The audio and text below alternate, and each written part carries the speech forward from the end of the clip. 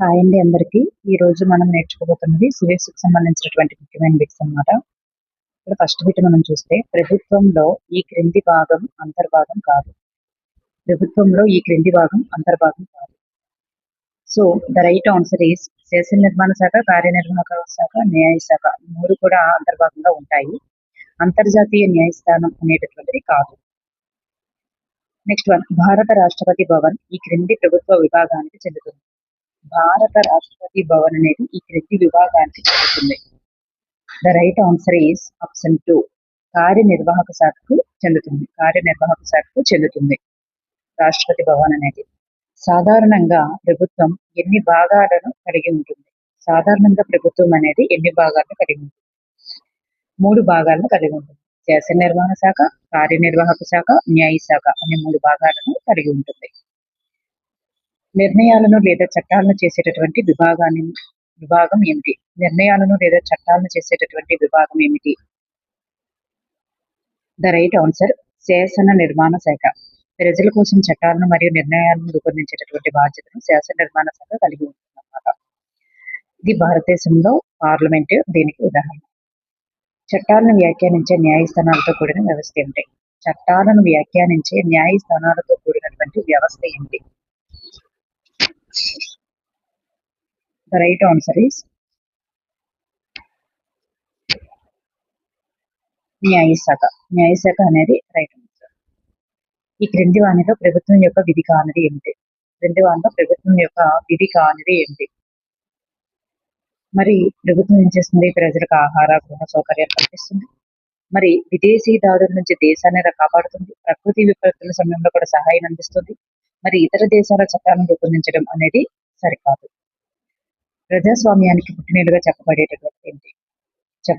ప్రదేశం ఏంటి? ప్రజాస్వామ్యానికి పుట్టినీళ్ళుగా చెప్పబడే ప్రదేశం గ్రీసు అనేది రైట్ ఆన్సర్ అన్నమాట. ప్రజల చేత ప్రజల కోసం పనిచేసేటటువంటి ప్రభుత్వమే ప్రజాస్వామ్యం అని నిర్వచించిన వారు ఎవరు? ప్రజల చేత ప్రజల కోసం పనిచేసే ప్రభుత్వమే ప్రజాస్వామ్యం అని నిర్వచించిన వారు అబ్రహం లింకన్. అబ్రహం లింకన్ అనేది రైట్ ఆన్సర్.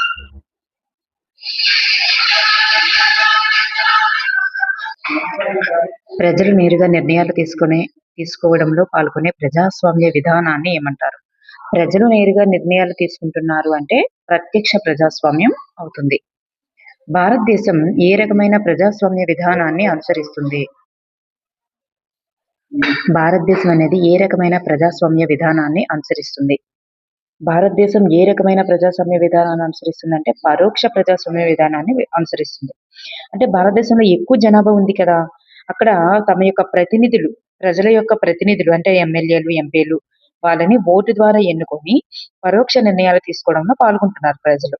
అందువలన పరోక్ష లేదా ప్రాతినిధ్య ప్రజాస్వామ్యం అంటారు. పరోక్ష ప్రజాస్వామ్యాన్ని ప్రాతినిధ్య అంటారు. నెక్స్ట్ వన్, ప్రత్యక్ష ప్రజాస్వామ్యానికి ఈ క్రింది వానిలో సరి అయిన ఉదాహరణ ఏంటి? ప్రత్యక్ష ప్రజాస్వామ్యానికి క్రింది వానిలో సరి అయిన ఉదాహరణ Switzerland. Switzerland is the right answer. పరోక్ష ప్రజాస్వామ్యంలో ప్రజలు తమ ఓటు ద్వారా మొదట ఎవరిని ఎన్నుకుంటారు? ప్రతినిధులను. ఎన్నికైనటువంటి ప్రతినిధులను ఎన్నుకోవడం జరుగుతుంది. భారత్ మరియు అమెరికా మరియు ఇంగ్లాండ్ దేశాలు ఏ రకమైన ప్రజాస్వామ్యానికి ఉదాహరణలు? భారత్తో పాటు అమెరికా మరియు ఇంగ్లాండ్ ఇవి కూడా పరోక్ష ప్రజాస్వామ్యానికి ఉదాహరణలు అన్నమాట. పరోక్ష ప్రజాస్వామ్యంలో చట్టాలు, నియమాలను నేరుగా రూపొందించేది ఎవరు? చట్టాలను కానీ నియమాలను కానీ ఎవరు రూపొందిస్తారు? చూడండి, ఇక్కడ రూపొందించేది అన్నారు అంటే ప్రజల నుండి ఓట్లు పొంది సభలకు వెళ్ళినటువంటి ఎన్నికైనటువంటి ప్రతినిధులు చట్టాలను మరియు నియమాలను రూపొందిస్తారు. ఎన్నికైనటువంటి ప్రతినిధులు. ప్రాతినిధ్య ప్రజాస్వామ్య విజయం ప్రధానంగా దేనిపై ఆధారపడి ఉంటుంది? ప్రాతినిధ్య ప్రజాస్వామ్యం యొక్క విజయం దేనిపైన ఆధారపడి ఉంటుంది? స్వచ్ఛందమైనటువంటి ఎన్నికలపైన ఆధారపడి ఉంటుంది. వయోజన ఓటు హక్కును కల్పిస్తున్నటువంటి రాజ్యాంగ నిబంధన ఏమిటి? వయోజన ఓటు హక్కును కల్పిస్తున్న రాజ్యాంగ నిబంధన ఆర్టికల్ 326. ఆర్టికల్ 326. ప్రస్తుతం ఓటు హక్కు పొందడానికి అర్హత వయస్సును 18 సంవత్సరాలుగా ఇవ్వడం జరిగింది. నెక్స్ట్ వన్, భారతదేశంలో ప్రస్తుతం ఓటు హక్కు వయస్సు ఎంత అంటే 18 సంవత్సరాలు.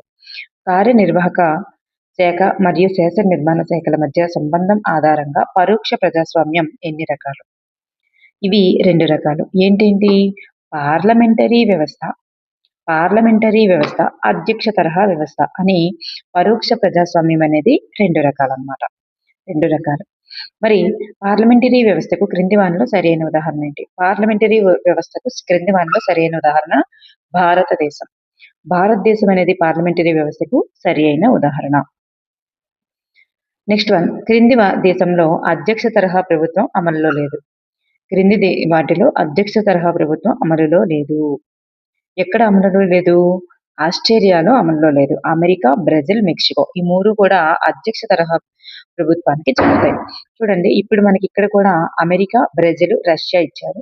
ఇక్కడ అమెరికా, బ్రెజిల్, మెక్సికో ఇచ్చారు. అమెరికా, బ్రెజిల్, మెక్సికో, రష్యా ఈ 4 కూడా అధ్యక్ష తరహా ప్రభుత్వానికి చెందుతాయి. గుర్తుపెట్టుకోండి.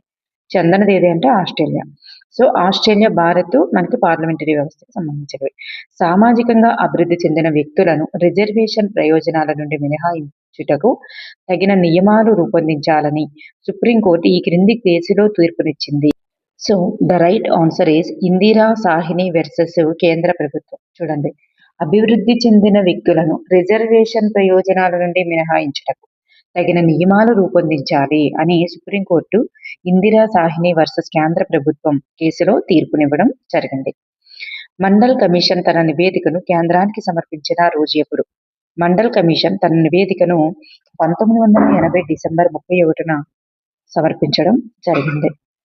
మండల్ కమిషన్ నివేదిక ఆధారంగా సామాజికంగా, విద్యాపరంగా వెనుకబడిన వర్గాలకు ప్రభుత్వ ఉద్యోగాలలో 27% రిజర్వేషన్ కల్పిస్తూ కేంద్రం ఆదేశాలు జారీ చేసిన రోజు ఎప్పుడు? ఎప్పుడు అంటే 1990 ఆగస్టు 13న. మండల కమిషన్ నివేదిక ఆధారంగా సామాజికంగా, విద్యాపరంగా వెనుకబడిన వర్గాలకు ప్రభుత్వ ఉద్యోగాలలో 27% రిజర్వేషన్ కల్పిస్తూ కేంద్రం ఆదేశాలు జారీ చేసింది 1990 ఆగస్టు 13న. నెక్స్ట్ వన్, భారత ప్రభుత్వం ఏ సంవత్సరంలో 2వ వెనుకబడిన తరగతుల కమిషన్ను నియమించింది? 2వ వెనుకబడిన తరగతుల కమిషన్ 1919లో మరి నియమించడం జరిగింది. నెక్స్ట్ వన్, 1989 లోక్సభ ఎన్నికల మేనిఫెస్టోలో మండల కమిషన్ సిఫార్సులను అమలు చేస్తాము అని ప్రకటించినటువంటి రాజకీయ పార్టీ ఏది? జనతాదళ్ పార్టీ అన్నమాట. జనతాదళ్ పార్టీ. ఎన్నికల అనంతరం కేంద్రంలో జనతాదళ్ ప్రభుత్వం ఏర్పడిన తర్వాత ప్రధానమంత్రిగా ఎవరు బాధ్యతలు స్వీకరించారు? ప్రధానమంత్రిగా బాధ్యతలు స్వీకరించిన వారు జనతాదళ్ ప్రభుత్వం ఏర్పడిన తర్వాత ప్రధానమంత్రిగా బాధ్యతలు స్వీకరించిన వారు విపి సింగ్ అన్నమాట. నెక్స్ట్ వన్, మండల కమిషన్ సిఫార్సులను అమలు చేయాలని 1990 ఆగస్టు 6న ఏ వ్యవస్థ తీర్మానించింది? కేంద్ర కేబినెట్ వ్యవస్థ. కేంద్ర కేబినెట్ వ్యవస్థ తీర్మానించడం జరిగింది. ఈ క్రింది వాక్యాలను పరిశీలించండి. ఇక్కడ చూస్తే రాష్ట్రపతి దేశాధినేత, ప్రధానమంత్రి ప్రభుత్వాధినేత. సో రాష్ట్రపతి దేశాధినేత, ప్రధానమంత్రి ప్రభుత్వాధినేత. ఇక్కడ పై 2 కూడా సరి అయినవి. మండల కమిషన్ సిఫార్సులను అమలు చేసినటువంటి ప్రధానమంత్రి ఎవరు? మండల కమిషన్ సిఫార్సులను అమలు చేసినటువంటి ప్రధానమంత్రి విపి సింగ్. 1989 లోక్సభ ఎన్నికల తర్వాత అధికారంలోకి వచ్చినటువంటి జనతాదళ్ ప్రభుత్వానికి బాధ్యత వహించిన ప్రధానమంత్రి ఎవరంటే విపి సింగ్ అన్నమాట. ఈయన మరి ఓబీసీలకు 27% రిజర్వేషన్లో అమలు చేశారన్నమాట. Next one, Indira Sawhney versus union of India కేసులో ఎంతమంది సుప్రీంకోర్టు న్యాయమూర్తులు వాదనలో ఆలకించడం జరిగింది? 11 మంది అండి. 11 మంది అనేది రైట్ ఆన్సర్. సుప్రీంకోర్టు తీర్పును అనుసరించి సిబ్బంది శిక్షణా శాఖ మరొక ఆఫీస్ మెమరాండంను జారీ చేసిన సంవత్సరం ఎప్పుడు? శిక్షణా శాఖ మరియు మరొక ఆఫీస్ మెమరాండంను జారీ చేసిన సంవత్సరం 1993 సెప్టెంబర్ 8. ఇందిరా సాహ్ని ఇతరులు వర్సెస్ యూనియన్ ఆఫ్ ఇండియా వివాదంలో సుప్రీంకోర్టు రిజర్వేషన్ల అమలులో ప్రతిపాదించిన అంశం ఏంటంటే రిజర్వేషన్ల అమలు నుండి సంపన్న వర్గాల మినహాయింపు. రిజర్వేషన్ల అమలు నుంచి సంపన్న వర్గాల యొక్క మినహాయింపు అనేది ఇక్కడ ప్రతిపాదించడం జరిగింది. ప్రభుత్వ నిర్ణయాలచే దుష్ప్రభావానికి గురయ్యేవారు ఈ నిర్ణయాలను ప్రశ్నించగల వేదిక. చూడండి, ప్రభుత్వ నిర్ణయాలచే దుష్ప్రభావాలకు గురయ్యేవారు ఆ నిర్ణయాలను ప్రశ్నించే వేదిక ఏంటి అంటే మరి న్యాయస్థానాలు. భారత ప్రభుత్వంలో ముఖ్యమైనటువంటి నిర్ణయాలు తీసుకున్న సంస్థ ఏంటి? భారత ప్రభుత్వంలో ముఖ్యమైన నిర్ణయాలు తీసుకునేది ప్రధాని మరియు క్యాబినెట్. ప్రధానియే క్యాబినెట్ అన్నమాట. నెక్స్ట్ భారత ప్రభుత్వంలో ముఖ్యమైన నిర్ణయాలు తీసుకునేటటువంటి పౌరులకు ప్రభుత్వానికి మధ్య ఏర్పడే వివాదాలను అంతిమంగా పరిష్కరించేది ఎవరు? సుప్రీంకోర్టు. అంతిమంగా పరిష్కరించేది సుప్రీంకోర్టు. భారతదేశంలో ఎన్నుకోబడినటువంటి ప్రతినిధులు జాతీయ అసెంబ్లీ. ప్రతినిధుల యొక్క జాతీయ అసెంబ్లీ ఏంటి? భారతదేశంలో ప్రజలు ఎన్నుకోబడిన ప్రతినిధుల యొక్క జాతీయ అసెంబ్లీ ఏంటి? పార్లమెంటు. పార్లమెంట్. పార్లమెంటుకు క్రింది అధికారం లేదు. పార్లమెంటుకు ఈ క్రింది అధికారం లేదు. మరి ఏ అధికారం లేదు అంటే నూతన చట్టాల రూపకల్పన ఉంది. మరి చట్టాలు సవరించడము ఉంటుంది. చట్టాలు రద్దుపరచడము ఉంటుంది. ఈ అధికారాలన్నీ ఉన్నాయి. కానీ ఇక్కడ లేనిదంటూ ఏదీ లేదనమాట. దేశంలో తొలిసారి దేశవ్యాప్తంగా ఈవీఎంలను ఉపయోగించి జరిగినటువంటి సాధారణ ఎన్నికలు ఎప్పుడు? దేశంలో తొలిసారిగా దేశవ్యాప్తంగా ఈవీఎంలను ఉపయోగించి జరిగిన సాధారణ ఎన్నికలు 2004 అనమాట. 2004లోనే సాధారణ ఎన్నికలు తొలిసారిగా దేశవ్యాప్తంగా ఈవీఎంలను ప్రవేశపెట్టడం జరిగింది. ఎన్నికల్లో ఈవీఎంలను వాడడం వల్ల దాదాపు ఎన్ని చెట్లు రక్షించగలిగాము? ఎన్ని చెట్లు దాదాపుగా రక్షించగలిగామంటే 1,50,000 చెట్లను రక్షించగలిగాము. అంటే 8,000 టన్నుల అని అర్థం. బ్రిటిష్ ప్రభుత్వం ఆధ్వర్యంలోని ఈ తొలి శాసనసభలో పెరుగుతున్న డిమాండ్లకు ప్రతిస్పందించినప్పటికీ క్రింది వానిలో దేనికి అనుమతి లేదు? వయోజనులందరికీ ఓటు వేయడానికి అనుమతి లేదు అప్పట్లో బ్రిటిష్ ప్రభుత్వ ఆధ్వర్యంలో. నెక్స్ట్ వన్, ఈ క్రింది వానిలో ప్రజాస్వామ్యంలో ప్రాథమిక మరియు అత్యంత ముఖ్యమైనటువంటి మూలకం ఏంటి? ప్రాథమిక మరియు అత్యంత ముఖ్యమైన మూలకం ఏంటి అంటే ప్రతి పౌరుడు లేదా ప్రతి వ్యక్తి. క్రింది వానిలో ప్రజల సభ అనే పేరు పొందినది ఏంటి? క్రింది వానిలో ప్రజల సభ అనేటటువంటి పేరు పొందినది లోక్సభ. లోక్సభ అనేది ప్రజల సభగా పేరు పొందింది. కౌన్సిల్ ఆఫ్ స్టేట్స్ కు అధ్యక్షత వహించేది ఎవరు? కౌన్సిల్ ఆఫ్ స్టేట్స్ అంటే రాజ్యసభ అన్నమాట. రాజ్యసభకు ఎవరు అధ్యక్షత వహిస్తారు? రాజ్యసభకు అధ్యక్షత వహించేది ఉపరాష్ట్రపతి. ఉపరాష్ట్రపతి రాజ్యసభకు అధ్యక్షత వహిస్తారు. అంటే అక్కడ చైర్మన్ అన్నమాట. రాజ్యసభకు అధ్యక్షత ఎవరు? చైర్మన్. లోక్సభ సభ్యుల పదవీ కాలం సాధారణంగా ఎన్ని సంవత్సరాలు? లోక్సభ సభ్యుల పదవీ కాలం 5 సంవత్సరాలు. రాజ్యసభ సభ్యులదైతే 6 సంవత్సరాలు అన్నమాట. రాజ్యసభ శాశ్వత సభ యొక్క సభ్యుల పదవీ కాలం 6 సంవత్సరాలు. లోక్సభ సభ సమావేశాలకు ఎవరు అధ్యక్షత వహిస్తారు? లోక్సభ సభ so the right answer is speaker. అంటే లోక్సభ సమావేశాలకు అధ్యక్షత వహించేది స్పీకరు. మరి రాజ్యసభ సమావేశాలకు అధ్యక్షత వహించేది ఉపరాష్ట్రపతి. సో ఇక్కడ స్పీకర్ లేదా సభాపతి రైట్ ఆన్సర్. ఈ క్రింది వానిలో హౌస్ ఆఫ్ ది పీపుల్ గా పిలువబడేది అంటే ప్రజల సభ. ప్రజల సభగా పిలువబడేది లోక్సభ. ఈ క్రింది వానిలో లోక్సభ యొక్క అధికారం కానిది ఏంటి? మరి లోక్సభ యొక్క అధికారం కానిది ఏంటి? ఇక్కడ ద్రవ్య సంబంధమైనటువంటి బిల్లుల పైన ఆధిక్యత ఉంటుంది. కేంద్ర మంత్రి మండలిని నియంత్రిస్తుంది. ఉభయ సభల ఉమ్మడి సమావేశంలో ఆధిక్యత ఉంటుంది. మరి ఇక్కడ అన్ని కూడా అవుతాయి. ఇక్కడ అన్ని అధికారాలను కలిగి ఉంది. ఇక్కడ కానిది ఏది అంటే ఏది లేదన్నమాట. మరి ద్రవ్య బిల్లులను లోక్సభ ఆమోదించిన తర్వాత రాజ్యసభ గరిష్టంగా ఎన్ని రోజులు మాత్రమే తన వద్ద ఉంచుకోగలదు? ద రైట్ ఆన్సర్ ఈస్ 14 రోజుల వరకు ఉంచుకోగలదు. 14 రోజుల వరకు మాత్రమే లోక్సభ ద్రవ్య బిల్లులను లోక్సభ ఆమోదించిన తర్వాత రాజ్యసభ 14 రోజుల వరకు మాత్రమే తన వద్ద ఉంచుకోగలదు అనమాట. నెక్స్ట్ వన్, లోక్సభలో మంత్రిమండలిపై ఏ తీర్మానం ప్రవేశపెట్టి నెగ్గినప్పుడు ప్రధానమంత్రితో సహా మంత్రులందరూ కూడా పదవులను కోల్పోతారు. మరి లోక్సభలో మంత్రిమండలిపై ఏ తీర్మానం ప్రవేశపెట్టినప్పుడు మరి ప్రధానమంత్రితో సహా మంత్రిమండలందరినీ కూడా పదవులు కోల్పోయేటటువంటిది అవిశ్వాస తీర్మానం రైట్ ఆన్సర్. భారత పార్లమెంటు ఈ క్రింది వానిలో వేటి కలయికతో ఏర్పడుతుంది? భారత పార్లమెంటు ఈ క్రింది వానిలో వేటి కలయికతో ఏర్పడుతుంది?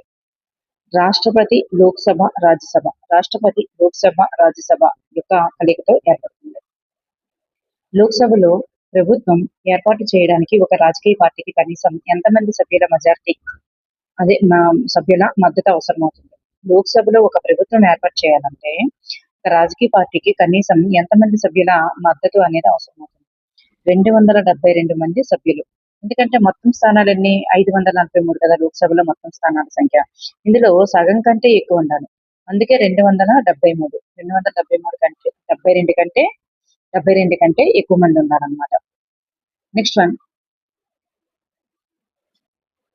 ఏ రాజ్యాంగ సవరణ ద్వారా లోక్సభలో ఇద్దరు ఆంగ్లో ఇండియన్ల నామినేటెడ్ సభ్యుల సంఖ్యను తొలగించారు. చూడండి, ఇద్దరు ఆంగ్లో ఇండియన్లు నామినేట్ చేయాలని ఉండేది కదా ఇంతకుముందు లోక్సభలో. మరి అటువంటిది సభ్యుల సంఖ్యను తొలగించడం, నామినేటెడ్ సభ్యుల సంఖ్య అనేటటువంటిది తొలగించడం జరిగిందనమాట. ఏ రాజ్యాంగ సవరణ ద్వారా తొలగించారు? 104వ రాజ్యాంగ సవరణ ద్వారా తొలగించడం జరిగిందనమాట. నెక్స్ట్ వన్, పార్లమెంటు చేసినటువంటి చట్టాలను అమలు చేయడానికి కలిసి పనిచేసే వ్యక్తుల సమూహాన్ని ఏమంటారు?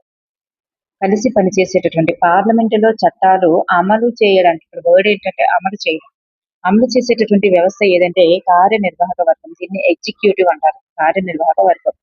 న్యూఢిల్లీలోని సచివాలయ నార్త్ బ్లాక్ భవనంలో ఏ మంత్రిత్వ శాఖల యొక్క కార్యాలయాలు ఉన్నాయి? నార్త్ బ్లాక్ లో ఉండేటటువంటి మంత్రిత్వ శాఖల కార్యాలయాలు ఏమిటి? ద రైట్ ఆన్సర్ హోంశాఖ, ఆర్థిక మంత్రిత్వ శాఖ. హోంశాఖ మరియు ఆర్థిక మంత్రిత్వ శాఖ. 3వ లోక్సభ ఎన్నికలు మొత్తం ఎన్ని స్థానాలకు జరిగాయి? 3వ లోక్సభ ఎన్నికలు మొత్తం 490 స్థానాలకు జరిగాయి. మే 2009లో జరిగినటువంటి 15వ లోక్సభ ఎన్నికలలో ఇండియన్ నేషనల్ కాంగ్రెస్ గెలుచుకున్నటువంటి ఎంపీ స్థానాల సంఖ్య 206. 15వ లోక్సభలో మరి ఐఎన్సి గెలుచుకున్నటువంటి స్థానాల సంఖ్య 206. న్యూఢిల్లీలో సచివాలయం యొక్క సౌత్ బ్లాక్ మరియు నార్త్ బ్లాక్ భవనాలను ఏ సంవత్సరంలో నిర్మించారు? ద రైట్ ఆన్సర్ ఇస్ 1930లో. 1930లలో నిర్మించడం జరిగింది. 17వ లోక్సభ ఎన్నికలలో భారతీయ జనతా పార్టీ బీజేపీ ఒంటరిగా గెలుచుకున్నటువంటి ఎంపీ స్థానాల సంఖ్య 303. 17వ లోక్సభ ఎన్నికలలో బీజేపీ గెలుచుకున్నటువంటివి 303 సీట్లు అన్నమాట. 2019 లోక్సభ ఎన్నికల ఫలితాల ప్రకారం భారత జాతీయ కాంగ్రెస్ ఐఎన్సి సాధించినటువంటి స్థానాల సంఖ్య 52 స్థానాలు. 52 స్థానాలు. 17వ లోక్సభ ఎన్నికలు అనేటటువంటివి అదే 17వ లోక్సభ ఎన్నికలన్నా 2019 ఎన్నికలన్నా ఒకటే. మరి ఎన్నికల దేశవ్యాప్తంగా మొత్తం ఎన్ని స్థానాలకు జరిగాయి అంటే 543 స్థానాలకు జరిగాయి. నెక్స్ట్ వన్, పార్లమెంటు యొక్క సమావేశాలు ప్రతిరోజు ఈ కార్యక్రమంతో ప్రారంభమవుతాయి. ద రైట్ ఆన్సర్ ఈస్ ప్రశ్నోత్తరాల సమయం. ప్రశ్నోత్తరాల సమయంతో ప్రారంభమవుతుంది అనమాట. ప్రశ్నోత్తరాల సమయంతో ప్రారంభమవుతుంది అంటే క్వశ్చన్ అవర్ అంటారు దాన్ని. క్వశ్చన్ అవర్ తో ప్రారంభమవుతుంది. పార్లమెంటులో కొన్ని స్థానాలు వీరికి రిజర్వ్ చేసింది. పార్లమెంటులో కొన్ని స్థానాలు ఎస్సీ ఎస్టీలకు రిజర్వ్ చేయడం జరిగింది.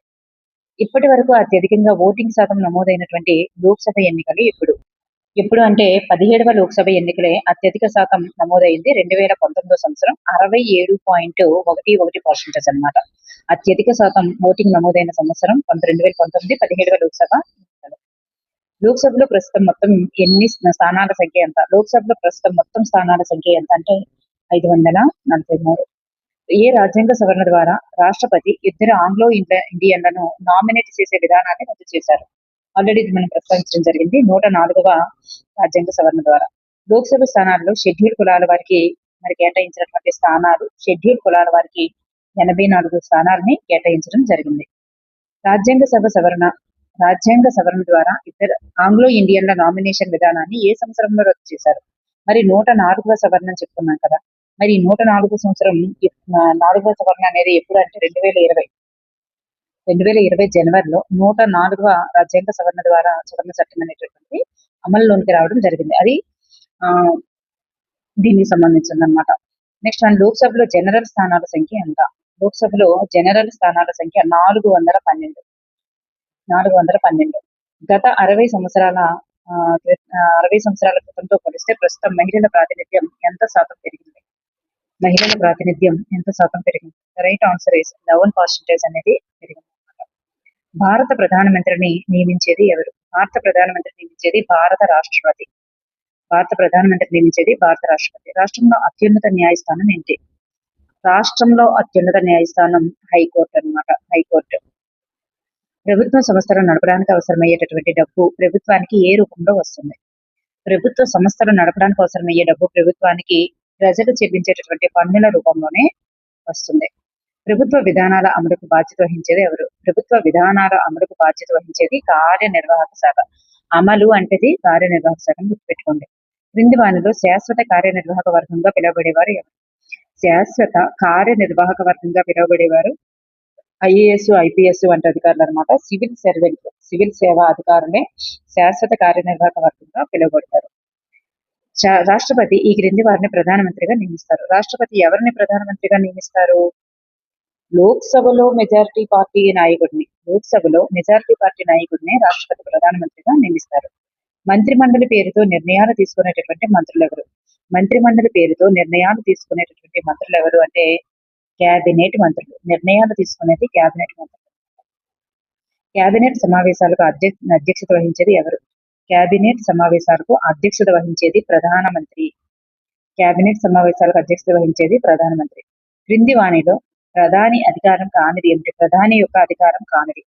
మరి ప్రధాని ఏం చేస్తారంటే మంత్రిత్వ శాఖలపై సాధారణ పర్యవేక్షణ కలిగి ఉంటారు. మంత్రి మండలికి నాయకుడిగా ఉంటారు. మంత్రులకు శాఖలను కూడా కేటాయించేది ప్రధానమంత్రి. మరి ఎగువ సభను రద్దుపరచడం అన్నారు, ఇది కాదు. మరి ఎగువ సభ అనేది ఒక శాశ్వతమైనటువంటి సభ. దీన్ని రద్దు చేసే అధికారం ప్రధానమంత్రికి కాదు, ఎవరికి ఉండదు. మిగిలిన 3 అధికారాలు కూడా ఉంటాయన్నమాట. నెక్స్ట్ వన్, భారతదేశపు రాష్ట్రపతిని క్రింది వారిలో ఎవరితో పోలుస్తారు? బ్రిటన్ యొక్క రాణితో. భారతదేశపు రాష్ట్రపతిని క్రింది వారితో పోలుస్తారు. ఎవరితో అంటే బ్రిటన్ యొక్క రాణితో పోలుస్తారు అనమాట. బ్రిటన్ దేశంలో రాజు లేదా రాణి ఏ విధంగా అయితే కేవలం ఉత్సవ విగ్రహంగా నామమాత్రపు అధికారాలతో ఉంటారో, భారతదేశంలో కూడా రాష్ట్రపతి హోదా కూడా అట్లాంటిదే అని. ఈ క్రింది వాణిలో భారతదేశ రాష్ట్రపతిచే నియమించబడేవారు ఎవరు? భారతదేశ రాష్ట్రపతిచే నియమించబడేవారు రాష్ట్రం యొక్క ముఖ్యమంత్రి అన్నమాట. రాష్ట్రపతిని ఎన్నుకునేవారు ఎవరు? రాష్ట్రపతిని ఎవరు ఎన్నుకుంటారు? ఎన్నికైనటువంటి శాసనసభ, పార్లమెంటు సభ్యులే. రాష్ట్రపతిని ఎవరు ఎన్నుకుంటారంటే ఎన్నికైనటువంటి శాసనసభ మరియు పార్లమెంటు సభ్యులు ఎన్నుకుంటారు. భారతదేశంలో ఏ రకమైన న్యాయ వ్యవస్థ అమల్లో ఉంది? భారతదేశంలో ఏకీకృత న్యాయ వ్యవస్థ అమల్లో ఉంది. చాలా ఇంపార్టెంట్. ఏకీకృత న్యాయ వ్యవస్థ అనేది అమల్లో ఉంది.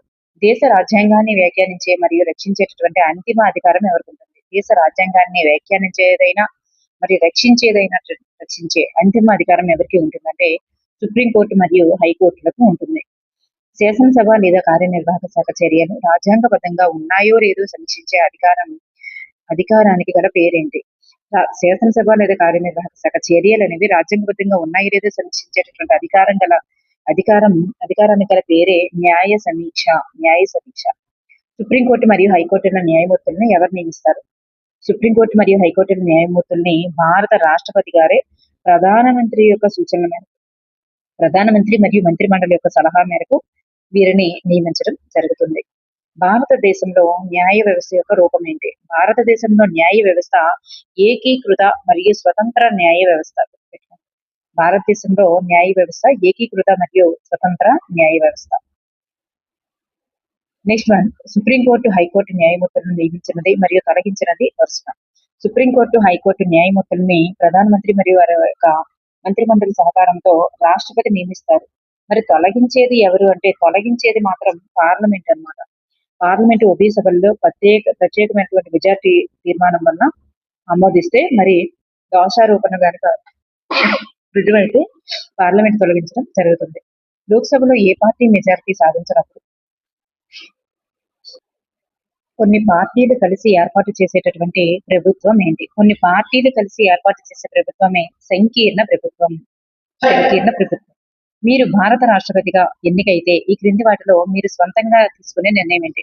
మరి భారత రాష్ట్రపతి సొంతంగా ఎటువంటి నిర్ణయం తీసుకోవచ్చు అంటే నచ్చినటువంటి వ్యక్తిని ప్రధానమంత్రిగా ఎంపిక చేయడం అనేది చేయలేరు. ఎందుకంటే మరి అక్కడ ప్రధానమంత్రిని లోక్సభలో మెజారిటీ సీట్లు వచ్చిన వాళ్ళు ఉంటారు కాబట్టి అది ఎంపిక చేయడానికి అవ్వదు. లోక్సభలో మెజారిటీ ఉన్న ప్రధానమంత్రిని తొలగించడం కూడా చేయలేరు. మరి ఉభయ సభలో ఆమోదించినటువంటి బిల్లును పునః సమీక్షించమని కోరడం చేయగలరు. మరి నచ్చిన నాయకులను మంత్రిమండలికి నామినేట్ చేయడం కూడా చేయలేరు అన్నమాట. ఆప్షన్ 3.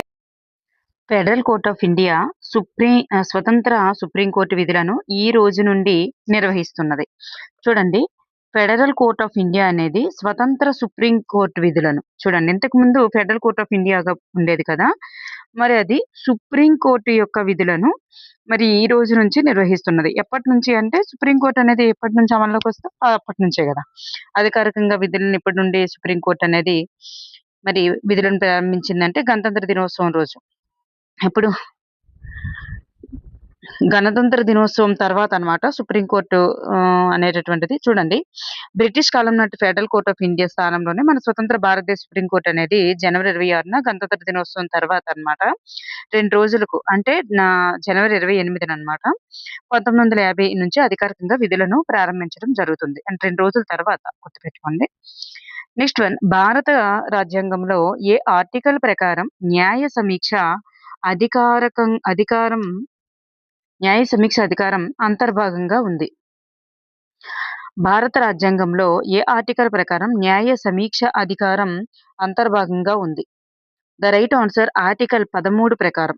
ఆర్టికల్ 13 ప్రకారం ప్రాథమిక హక్కులకు గనుక భంగం కలిగించే విధంగా ఉన్న ఏ చట్టాన్నైనా చెల్లనిదిగా ప్రకటించే అధికారం న్యాయ సమీక్ష అధికారం అనేది సుప్రీంకోర్టు మరియు హైకోర్టులకు ఉంటుందన్నమాట. నెక్స్ట్ వన్ ప్రాథమిక హక్కులు రక్షణ కోసం రిట్లను జారీ చేసే అధికారం ఎవరికి ఉంటుంది? ఇక్కడ చూస్తే ప్రాథమిక హక్కులకు రక్షణ కోసం రిట్లను జారీ చేసే అధికారం అనేది మరి సుప్రీంకోర్టు, హైకోర్టులకి ఉంటదన్నమాట. మరి ఆర్టికల్ 32 ప్రకారం మరి సుప్రీంకోర్టుకు, అలాగే ఆర్టికల్ 226 ప్రకారం హైకోర్టుకు హెబియస్ కార్పస్ రిట్ గాని, మాండమస్ రిట్స్ గాని ఇట్లాంటి రిట్స్ జారీ చేసేటటువంటి హక్కు అనేది అధికారం అనేది ఉంటుందన్నమాట. భారతదేశంలో మొదటి హైకోర్టులు ఏంటి? భారతదేశంలో మొదటి హైకోర్టులు ఏవి? భారతదేశంలో మొట్టమొదటి హైకోర్టులు కోల్కతా, ముంబై, అలాగే మద్రాస్. కోల్కతా, ముంబై, మద్రాస్ అన్నమాట. మరి 1862వ సంవత్సరంలో దేశంలోనే మొట్టమొదటిసారిగా మరి ఈ 3 హైకోర్టులను ఏర్పాటు చేయడం జరిగింది. ఎప్పుడంటే 1862లో. నెక్స్ట్ వన్ క్రింది వానిలో గౌహతి హైకోర్టు యొక్క పరిధిలో లేనటువంటి రాష్ట్రం ఏంటి? గౌహతి హైకోర్టు యొక్క పరిధిలో లేనటువంటి రాష్ట్రం. మరి గౌహతి హైకోర్టు పరిధిలో ఏమేమి ఉంటాయి? అస్సాం ఉంటదండి. మరి అస్సాము, అరుణాచల్ ప్రదేశ్, నాగాలాండ్, మరి అదే విధంగా మిజోరం అనేటటువంటి 4 రాష్ట్రాలుంటాయి. అస్సాము, అరుణాచల్ ప్రదేశ్, నాగాలాండ్, మిజోరం ఉంటుంది. ఈ మణిపూర్ అనేటటువంటిది కాదు. మరి మణిపూర్ రాష్ట్రానికి 2013లో సొంత హైకోర్టు అనేటటువంటిది మణిపూర్ హైకోర్టు అనేది ఉంటుంది. ఎప్పుడు 2013లో స్టార్ట్ చేయడం జరిగింది. నెక్స్ట్ వన్ క్రింది న్యాయస్థానాల తీర్పులను ఉన్నంత న్యాయస్థానాల్లో సవాలు చేసి మరల విచారించుటకు గల పేరేంటి? చూడండి క్రింది న్యాయస్థానాల యొక్క తీర్పుల్ని ఉన్నత న్యాయస్థానాలు, ఇక్కడ ఉన్నంత కాదు, ఉన్నత న్యాయస్థానాలలో సవాలు చేసి మరలా విచారించడాన్ని ఏమంటారు? దీన్నే పునర్విచారణ అధికారం అంటారు. అపీల్ లేదా అప్పీల్ అని కూడా అంటారు దీన్ని. అప్పీల్ లేదా అప్పీలేట్ లేదా అపీల్ అంటారు. పునర్విచారణ అధికారం అంటారు. నెక్స్ట్ వన్ సమాజంలో దొంగతనం, కట్నం కోసం వేధించడం, హత్య వంటి నేరాలకు సంబంధించిన చట్టాలను ఏమని పిలుస్తారు? సమాజంలో దొంగతనం గాని, కట్నం కోసం వేధించడం గాని, హత్య గాని ఇట్లాంటి నేరాలకు సంబంధించినటువంటి చట్టాలను ఏమని పిలుస్తారు? ఇవి క్రిమినల్ లాస్ కిందకు వస్తుందన్నమాట. కిందకు వస్తుంది. Criminal cases. నేర శిక్షా స్మృతి దొంగతనం గాని, కట్నం కోసం గాని, వేధించడం గాని, హత్య గాని ఈ 3 కూడా క్రిమినల్ కిందకి వస్తుందన్నమాట. నేర శిక్షా స్మృతి ప్రకారం ఏదైనా నేరం జరిగినప్పుడు పోలీస్ స్టేషన్‌లో మొదటిగా దాఖలు చేయవలసిందేంటి? పోలీస్ స్టేషన్‌లో మొదటిగా దేన్ని దాఖలు చేయాలి? ఎఫ్ఐఆర్‌ని దాఖలు చేయాలి. ఫస్ట్ ఇన్ఫర్మేషన్ రిపోర్ట్ అంటారు. ఫస్ట్ ఇన్ఫర్మేషన్ రిపోర్ట్‌ని దాఖలు చేయాల్సి ఉంటుంది. భూమి అమ్మకాలు, అద్దె వివరాలు, విడాకుల కేసులు ఏ చట్టాల పరిధిలోనికి వస్తాయి? భూమికి సంబంధించినవి గాని, అద్దెవి గాని, విడాకులు గాని ఇవన్నీ కూడా సివిల్ కేసెస్ అన్నమాట. పౌర శిక్షా స్మృతి కిందకి వస్తాయన్నమాట. పెళ్లి విడాకులు గాని, ఆస్తి తగాదాలు, అద్దె తగాదాలు, అలాగే వ్యక్తుల మధ్య జరిగేటటువంటి ఒప్పందాలు ఉల్లంఘించడం ఇట్లాంటివన్నీ కూడా మరి వ్యక్తిగత హక్కుల నష్టానికి సంబంధించినవన్నీ కూడా సివిల్ కేసెస్ కిందకి చెందుతాయి. పౌర శిక్షణా స్మృతి అంటే సివిల్ లా కేసులో బాధితుడు నేరుగా పోలీస్ స్టేషన్‌కి వెళ్లకుండా ఎక్కడ కేసు దాఖలు చేయాల్సి ఉంటుంది? నేరుగా పోలీస్ స్టేషన్‌కి వెళ్లకుండా ఎక్కడ కేసు దాఖలు చేయాలంటే సంబంధిత న్యాయస్థానం సివిల్ కోర్టులో దాఖలు చేయాల్సి ఉంటుందన్నమాట. నెక్స్ట్ వన్ ఈ క్రింది వానిలో పౌర శాస్త్రానికి సంబంధించినటువంటి అంశం ఏంటి? పౌర శాస్త్రం కాదు, పౌర శిక్షా స్మృతి. పౌర శిక్షా స్మృతికి సంబంధించని అంశం ఏంటి అన్నారు. మనం ఇప్పుడే చెప్పుకున్నాం పౌర శిక్షా స్మృతికి సంబంధించినవి ఏంటంటే మరి పౌర శిక్షా స్మృతి అంటే సివిల్ కేసెస్. మరి అద్దె వివాదాలు గాని, విడాకులు గాని, మరి ఆహ్, వస్తువుల కొనుగోలు వివాదాలు గాని, ఇవన్నీ కూడా సివిల్ కేసెస్ కిందకే వస్తాయి. మరి అధిక కట్నం కోసం మహిళను హింసించడం అది మరి క్రిమినల్ కేస్ కిందకు వస్తుందన్నమాట. శిక్షా స్మృతి అమలు కొరకు న్యాయస్థానంలో పౌర శిక్షా స్మృతి అమలు కొరకు న్యాయస్థానంలో ఫిర్యాదు చేయవలసింది. ఎవరు ఫిర్యాదు చేయాలి? నష్టపోయిన వ్యక్తి ఫిర్యాదు చేయాలి. నష్టపోయిన వ్యక్తి ఫిర్యాదు చేయాలి. క్రింది వానిలో పిల్, పిల్ యొక్క లక్షణం కానిది ఏమిటి? క్రింది వానిలో పిల్ యొక్క లక్షణం కానిది ఏమిటి? ఇక్కడ పిల్ యొక్క లక్షణం ఏంటంటే 1980లలో ప్రారంభించబడిందండి పిల్. దీన్ని సుప్రీం కోర్టు, హైకోర్టులలో మాత్రమే దాఖలు చేయాలి. మరి ఉత్తరము లేదా వార్తాపత్రికల్లోని వార్తలను కూడా పిల్‌గా స్వీకరించడం జరుగుతుంది. బాధిత వ్యక్తులు మాత్రమే దాఖలు చేయాలని మాత్రం ఏమీ లేదండి. మరి పిల్ అంటే ప్రజా ప్రయోజనాల వ్యాజ్యం అంటారు. మరి దీని యొక్క ముఖ్య ఉద్దేశ్యం ఏంటంటే సామాన్యులకు న్యాయం అందించడం. ఇక్కడ బాధిత వ్యక్తులే కాకుండా సమాజ శ్రేయస్సును కోరేటటువంటి ఏ పౌరుడైనా సరే ఈ పౌరుడైనా, సంస్థ అయినా ఎవరైనా సరే ఈ కోర్టులో పిల్ దాఖలు చేయవచ్చనమాట. నెక్స్ట్ వన్ ఆర్టికల్ 21 ప్రకారం ఆహారం పొందే హక్కు గురించి సుప్రీం కోర్టులో పిల్ చేసినది ఎవరు?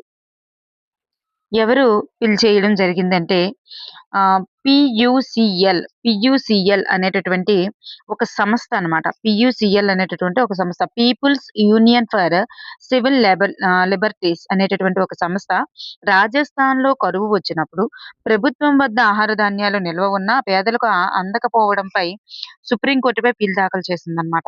దీనిపై స్పందించిన కోర్టు జీవించే హక్కు 21లో ఆహారం పొందే హక్కు కూడా భాగమేనని స్పష్టం చేయడం జరిగిందన్నమాట. సో, పియూసీఎల్ అనేటటువంటిది కోర్టులో దాఖలు చేయడం జరిగింది.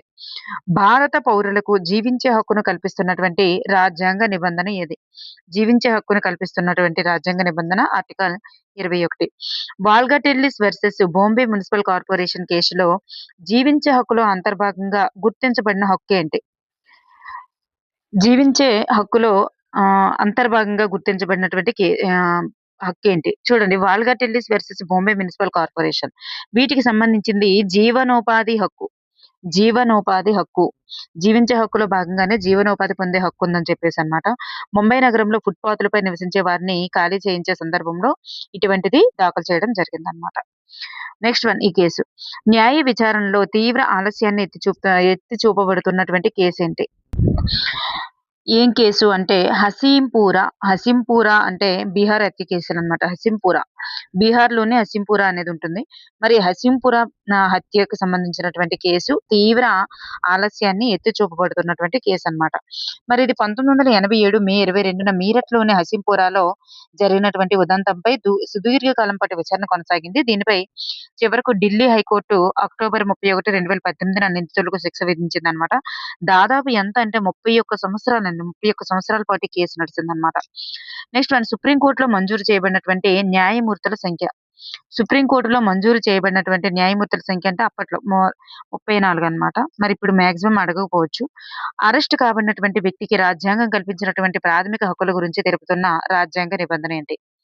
అరెస్టు కాబడిన వ్యక్తికి రాజ్యాంగం కల్పించిన ప్రాథమిక హక్కుల గురించి తెలుపుతున్న రాజ్యాంగ నిబంధన ఏది? ద రైట్ ఆన్సర్ 22వ అధికరణం. 22వ అధికరణం. ఆర్టికల్ 22 ప్రకారం అరెస్టు కాబడిన లేదా నిర్బంధంలో ఉన్న వ్యక్తికి కొన్ని ప్రాథమిక హక్కులు కల్పించబడ్డాయి. ఇందులో అరెస్టుకు గల కారణాలను తెలుసుకునే హక్కు, నచ్చిన న్యాయవాదిని సంప్రదించే హక్కు ప్రధానమైనవన్నమాట. నెక్స్ట్ వన్ పోలీసులు అరెస్ట్ చేసిన ఎంత సమయంలో మ్యాజిస్ట్రేట్ ముందు హాజరుపరచాలి? ఎంత సమయంలోపు మరి మ్యాజిస్ట్రేట్ ముందు హాజరుపరచాలంటే 24 గంటల లోపు. వ్యక్తులను అరెస్ట్ చేసేటువంటి సందర్భంలో పోలీసులు అనుసరించవలసినటువంటి విధి విధానాలను సుప్రీంకోర్టు జారీ చేసింది. అవి ఏంటి? వ్యక్తులను అరెస్ట్ చేసేటటువంటి సందర్భంలో పోలీసులు అనుసరించవలసిన విధి విధానాలు ఏంటంటే మరి డీకే బసు మార్గదర్శకాలన్నమాట. డీకే బసు వర్సెస్ వెస్ట్ బెంగాల్ కేసులో సుప్రీంకోర్టు చారిత్రాత్మక తీర్పునిస్తూ పోలీసులు ఏ వ్యక్తినైనా అరెస్ట్ చేసేటప్పుడు మరియు నిర్బంధంలో ఉంచేటప్పుడు పాటించవలసిన అత్యంత ముఖ్యమైన నిర్దిష్ట నియమాలను డీకే బసు గైడ్‌లైన్స్ అని చెప్పేసి జారీ చేయడం జరిగింది. నెక్స్ట్ మన ప్రాథమిక సమాచార నివేదికలో చేర్చబడినటువంటి అంశం ఏంటి? ప్రాథమిక సమాచార నివేదిక అంటే ఫస్ట్ ఇన్ఫర్మేషన్ రిపోర్ట్. మరి దీంట్లో చేర్చబడిన అంశం ఏంటి? ఇందులో ఏమేమి ఉంటాయి? నేరం జరిగిన తేదీ ఉంటుంది, స్థలం ఉంటది, నిందితులుంటారు, సాక్షుల వివరాలుంటారు, ఫిర్యాదుదారుని చిరునామా ఉంటుంది. నేరస్తులకు విధించే శిక్షల గురించి మాత్రం ఇందులో ఉండదనమాట. ప్రభుత్వం తరపున న్యాయస్థానంలో వాదనలు వినిపించేది ఎవరు? ప్రభుత్వం తరపున న్యాయస్థానంలో వాదనలు వినిపించేది పబ్లిక్ ప్రాసిక్యూటర్. పబ్లిక్ ప్రాసిక్యూటర్ అన్నమాట. న్యాయస్థానంలో అంపైర్ వంటి పాత్ర పోషించేవారు ఎవరు? న్యాయస్థానంలో అంపైర్ వంటి పాత్ర పోషించేవారు న్యాయమూర్తి, జడ్జి అన్నమాట. జీవించే హక్కును సహేతుకమైనటువంటి, న్యాయబద్ధమైనటువంటి ప్రక్రియ ద్వారా మాత్రమే హరింపవచ్చునని తెలిపే రాజ్యాంగ నిబంధన ఏంటి? జీవించే హక్కును. జీవించే హక్కు అంటే మనకి ఆర్టికల్ 21 అన్నమాట. నిబంధన 21. న్యాయస్థానంలో పేదల తరపున బోధించుటకు న్యాయవాదిని ప్రభుత్వం నియమించాలని తెలిపేటటువంటి రాజ్యాంగ నిబంధన ఏంటి? ఆర్టికల్ 39 అన్నమాట. న్యాయస్థానంలో పేదల తరపున బోధించుటకు న్యాయవాదిని ప్రభుత్వమే నియమించాలి అని తెలిపేటటువంటి నిబంధన ఏదంటే 39 గుర్తుపెట్టుకోండి. చాలా ఇంపార్టెంట్. క్రింది వానిలో పోలీసుల యొక్క విధి కానిది ఏమిటి? క్రింది వానిలో పోలీసుల యొక్క విధి కానిది ఏమిటి? మరి నేరం జరిగిన ప్రదేశాన్ని సందర్శించాలి. మరి లాకప్‌లో నిర్బంధించాలి. వైద్య పరీక్షలు కూడా నిర్వహించాలి. జైలు శిక్ష నిర్ధారించుట అనేది పోలీసులు చేయరు. జడ్జి ఇస్తారు కాబట్టి. ఫ్యాక్టరీలు, మిల్లుల్లో పనిచేసేటటువంటి కార్మికులకు కనీస వేతనాలు కల్పిస్తూ ప్రభుత్వం చేసినటువంటి చట్టం ఏంటి? కనీస వేతనాల చట్టం. బాల కార్మిక నిషేధ చట్టం. నిషేధ మరియు నియంత్రణ చట్టం అనేది 1986ను పార్లమెంటు ఏ సంవత్సరంలో దాన్ని మళ్ళీ తిరిగి సవరించడం జరిగింది? 1986ని మళ్ళీ ఏ సంవత్సరంలో మళ్ళీ ఎప్పుడు సవరించారంటే 2016లో దీన్ని మళ్ళీ సవరించడం జరిగింది. 2016. 2016 బాల కార్మిక చట్ట సవరణ ప్రకారం ఎన్ని సంవత్సరాల లోపు పిల్లలను అన్ని రకాల వృత్తులలో నియమించడాన్ని పూర్తిగా నిషేధించారు? ఎన్ని సంవత్సరాలు అంటే 14 సంవత్సరాల లోపు పిల్లలు మరి అన్ని రకాల వృత్తుల్లో ఉంచడాన్ని చట్టం పూర్తిగా నిషేధించింది. బాల కార్మిక చట్టాన్ని ఉల్లంఘించి పిల్లలను పనిలో పెట్టుకుంటే విధించేటటువంటి జైలు శిక్ష ఎంత? 2 సంవత్సరాలు. 6 నెలల నుంచి గరిష్టంగా 2 సంవత్సరాల వరకు జైలు శిక్ష మరియు 20,000 నుంచి 50,000 వరకు 20,000 నుంచి 50,000 వరకు జరిమానా విధించే అవకాశం ఉంటుందన్నమాట. బాల కార్మిక వ్యవస్థ నిర్మూలన కోసం ఆన్‌లైన్ ద్వారా ఫిర్యాదులు నమోదు చేయడానికి కేంద్ర ప్రభుత్వం ఏర్పాటు చేసినటువంటి పోర్టల్ ఏమిటి? పెన్సిల్ పోర్టల్ అన్నమాట. Pencil portal. ఈ పెన్సిల్ పోర్టల్ యొక్క ఫుల్ ఫామ్ ఏంటి? Platform for effective enforcement for no child labour. చూడండి. మళ్ళీ చెప్తా. పెన్సిల్ అంటే platform for effective enrolment for no child labour. Pencil అనేటటువంటిది 2017లో ప్రారంభించడం జరిగిందనమాట. పెన్సిల్ అనేది 2017లో ప్రారంభించడం జరిగింది. నెక్స్ట్ వన్ బాల కార్మిక చట్టం 2016 కౌమార దశలోని బాలలను దీని నుండి మినహాయింపు ఇచ్చింది. చూడండి. బాల కార్మిక చట్టం 2016 అనేది కౌమార దశలోని బాలలను దేని నుండి మినహాయింపు ఇచ్చిందంటే అన్ని రకాల పనుల నుంచి. బాల కార్మిక వ్యవస్థ నిర్మూలనకు పెన్సిల్ పోర్టల్‌ను ప్రారంభించిన సంవత్సరం 2017. భోపాల్ గ్యాస్ ప్రమాదంతో విడుదలైనటువంటి వాయువేంటి? భోపాల్ గ్యాస్ ప్రమాదంతో విడుదలైనటువంటి వాయువు మిథైల్ ఐసోసైనైడ్. భోపాల్ గ్యాస్ ప్రమాదం జరిగినటువంటి రోజెప్పుడు? ఎప్పుడు జరిగింది? 1984 డిసెంబర్ 2న జరిగింది. 1984 డిసెంబర్ 2 అర్ధరాత్రి జరిగింది కాబట్టి తెల్లవారితే డిసెంబర్ 3. సో, ఇది మనకి డిసెంబర్ 2 ఇచ్చినా పెట్టొచ్చు, డిసెంబర్ 3 ఇచ్చినా ఆన్సర్ పెట్టొచ్చన్నమాట. నెక్స్ట్ వన్ భోపాల్ గ్యాస్ ప్రమాదానికి కారణమైనటువంటి కంపెనీ ఏంటి?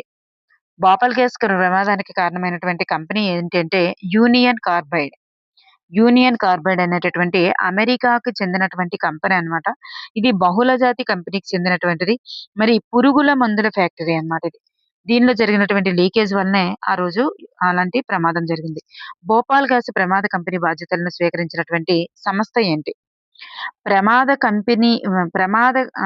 భోపాల్ గ్యాస్ ప్రమాదం భోపాల్ గ్యాస్ ప్రమాద కంపెనీ బాధ్యతలను స్వీకరించిన సంస్థ. ఈ కంపెనీ యొక్క బాధ్యతలను ఎవరు స్వీకరించారంటే డవ్ కెమికల్స్ అనేటటువంటి సంస్థ అన్నమాట.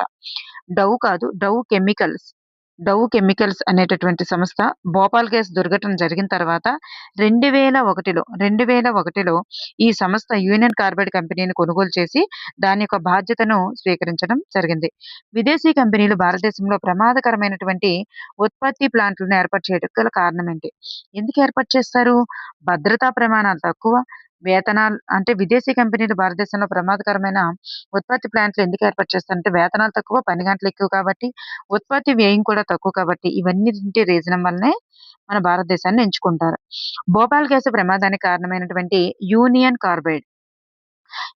కార్బైడ్ ఏ దేశానికి చెందినటువంటిది అంటే అమెరికాకు చెందినటువంటి సంస్థ అన్నమాట. స్వచ్ఛమైన నీరు, గాలి పొందుట జీవించే హక్కులో అంతర్భాగమని మరి సుప్రీంకోర్టు ఏ కేసులో పేర్కొనడం జరిగింది? చూడండి. స్వచ్ఛమైన గాలి, నీరు పొందుట అనేది మరి జీవించే హక్కులో అంతర్భాగమని సుప్రీంకోర్టు ఏ కేసులో పేర్కొనడం జరిగింది? The right answer is option 2 అన్నమాట. Subhash Kumar versus state of Bihar. Subhash Kumar versus state of చూడండి. ఇవన్నీ గుర్తుపెట్టుకోండి. చాలా ఇంపార్టెంట్. నెక్స్ట్ వన్ క్రింది వానిలో అత్యల్ప కాలుష్యకారక ఇంధనం ఏంటి? అత్యల్ప కాలుష్యకారక ఇంధనం సీఎన్జీ మనందరికీ తెలిసిందే. ఢిల్లీలోని పరిశ్రమలను మూసివేయవలసిందిగా ఆదేశించుట కారణం ఏంటి? ఎందుకు ఇట్లా ఆదేశించారు? వాయు కాలుష్యం పెరగడం వలన. ఆసియా ఖండంలో వేగంగా విస్తరిస్తున్నటువంటి ప్రమాదకరమైనటువంటి పరిశ్రమ ఏంటి? ఆసియా ఖండంలో వేగంగా విస్తరిస్తున్న ప్రమాదకరమైనటువంటి పరిశ్రమ ఏంటి? షిప్ బ్రేకింగ్ అన్నమాట. షిప్ బ్రేకింగ్ పాత ఓడలను ముక్కలుగా విడగొట్టేటటువంటి షిప్ బ్రేకింగ్ పరిశ్రమ అభివృద్ధి చెందుతున్నటువంటి ఆసియా దేశాలలో మరి వేగంగా విస్తరిస్తుంది. ఇది పర్యావరణానికి, కార్మికుల ఆరోగ్యానికి ఎంతో ప్రమాదకరమైనదన్నమాట. షిప్ బ్రేకింగ్ గుర్తుపెట్టుకోండి. సుస్థిర అభివృద్ధి లక్ష్యాలలో 8వ లక్ష్యం ఏంటి? సుస్థిర అభివృద్ధి లక్ష్యాలలో 8వ లక్ష్యం గౌరవప్రదమైనటువంటి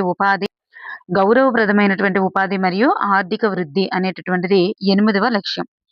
అంటే డీసెంట్ వర్క్. గౌరవప్రదమైన ఉపాధి అంటే decent work and economic growth. Decent work and economic growth అన్నమాట. సో అంటే ప్రతి ఒక్కరికి గౌరవప్రదమైన ఉపాధి మరియు దేశ ఆర్థిక వృద్ధిని సాధించడం అనేటటువంటిది. ఐక్యరాజ్య సమితి సుస్థిర అభివృద్ధి లక్ష్యాలలో 9వ లక్ష్యం దేనికి సంబంధించింది? 9వ లక్ష్యం దేనికి సంబంధించిందంటే ఇక్కడ పరిశ్రమలు, ఆవిష్కరణలు, మౌలిక సదుపాయాలు. పరిశ్రమలు, ఆవిష్కరణలు మరియు మౌలిక సదుపాయాలు దానికి సంబంధించిందన్నమాట. అంటే ఇండస్ట్రీ ఇన్నోవేషన్ అండ్ ఇన్ఫ్రాస్ట్రక్చర్ అన్నమాట. ఇండస్ట్రీ ఇన్నోవేషన్ అండ్ ఇన్ఫ్రాస్ట్రక్చర్ అనేటటువంటిది 9వ లక్ష్యం. గుర్తుపెట్టుకోండి. వీటి నుంచి బిట్స్ వస్తున్నాయి. దక్షిణాఫ్రికాలో జాతి వివక్షత విధానానికి గల పేరేంటి? దక్షిణాఫ్రికాలో జాతి వివక్షత విధానానికి గల పేరేంటి? ద రైట్ ఆన్సర్ ఈజ్ అపార్థిడ్ అనేటటువంటిది రైట్ ఆన్సర్ అన్నమాట. దక్షిణాఫ్రికాలో జాతి వివక్షతకు వ్యతిరేకంగా 28 సంవత్సరాల పాటు నెల్సన్ మండేలా జైలు శిక్ష అనుభవించినటువంటి దీవి ఎక్కడ? ఏ దీవిలో మరి అనుభవించారు అంటే రాబెన్ ద్వీపం.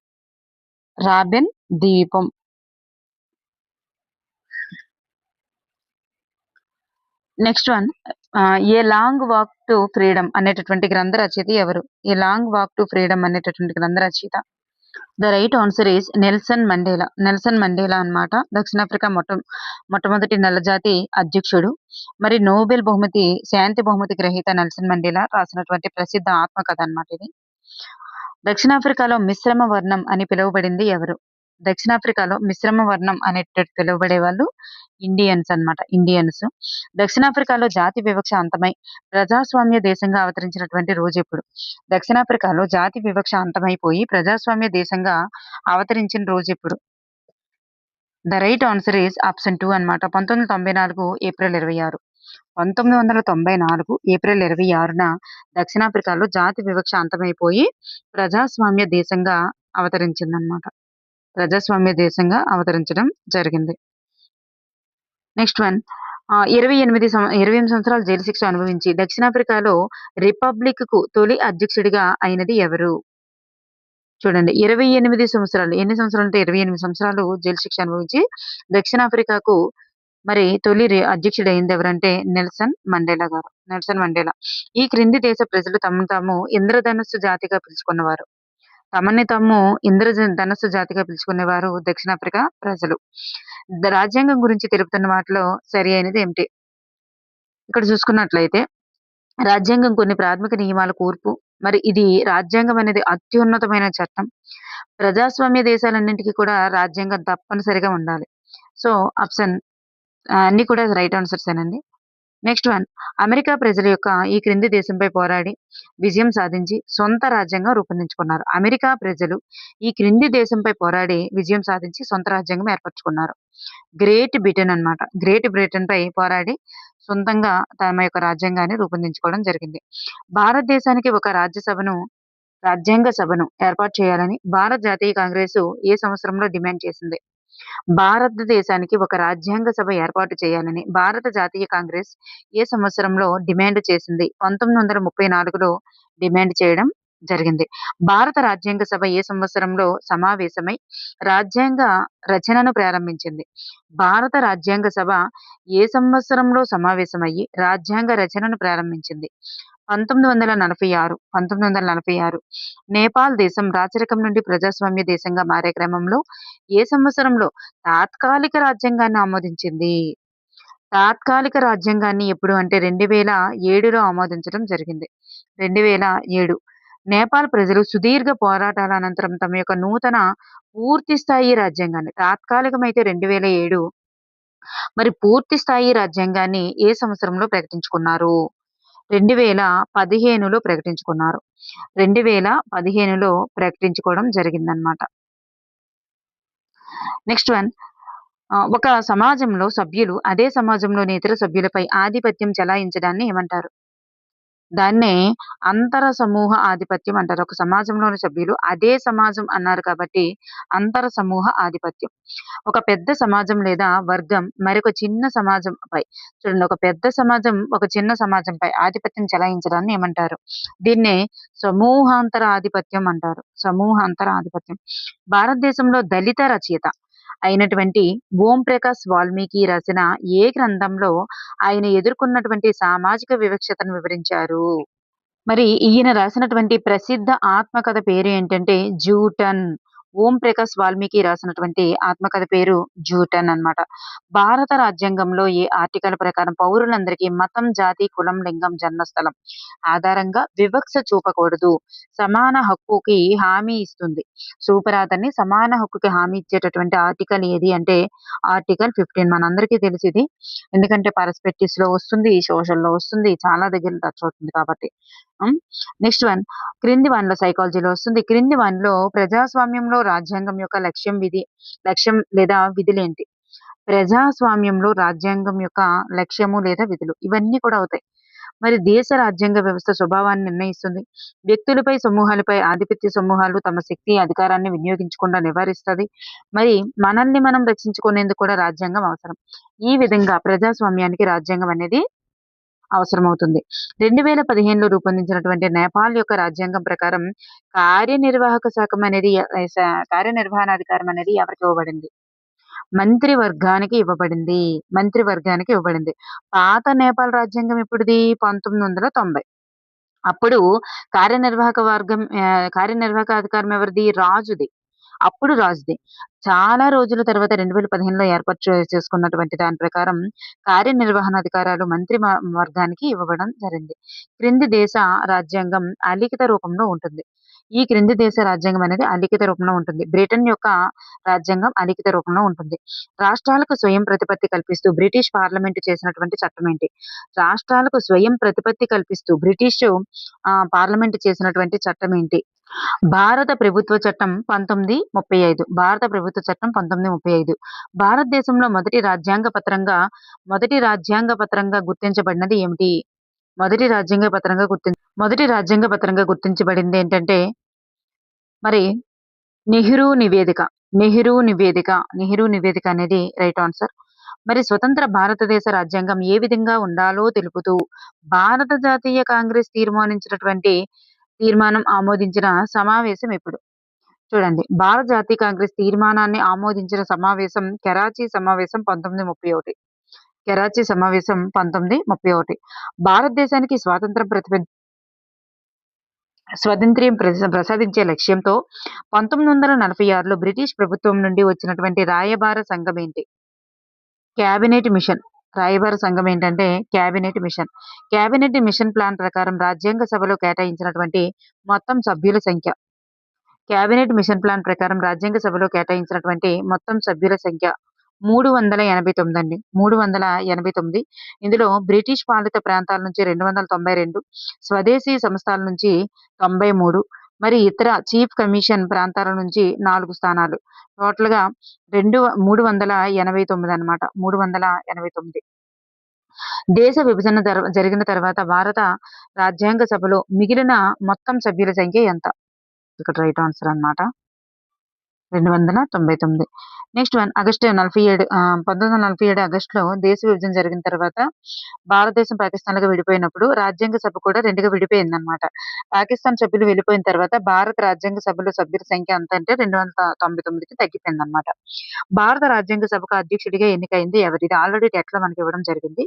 బాబు రాజేంద్ర ప్రసాద్ గారు.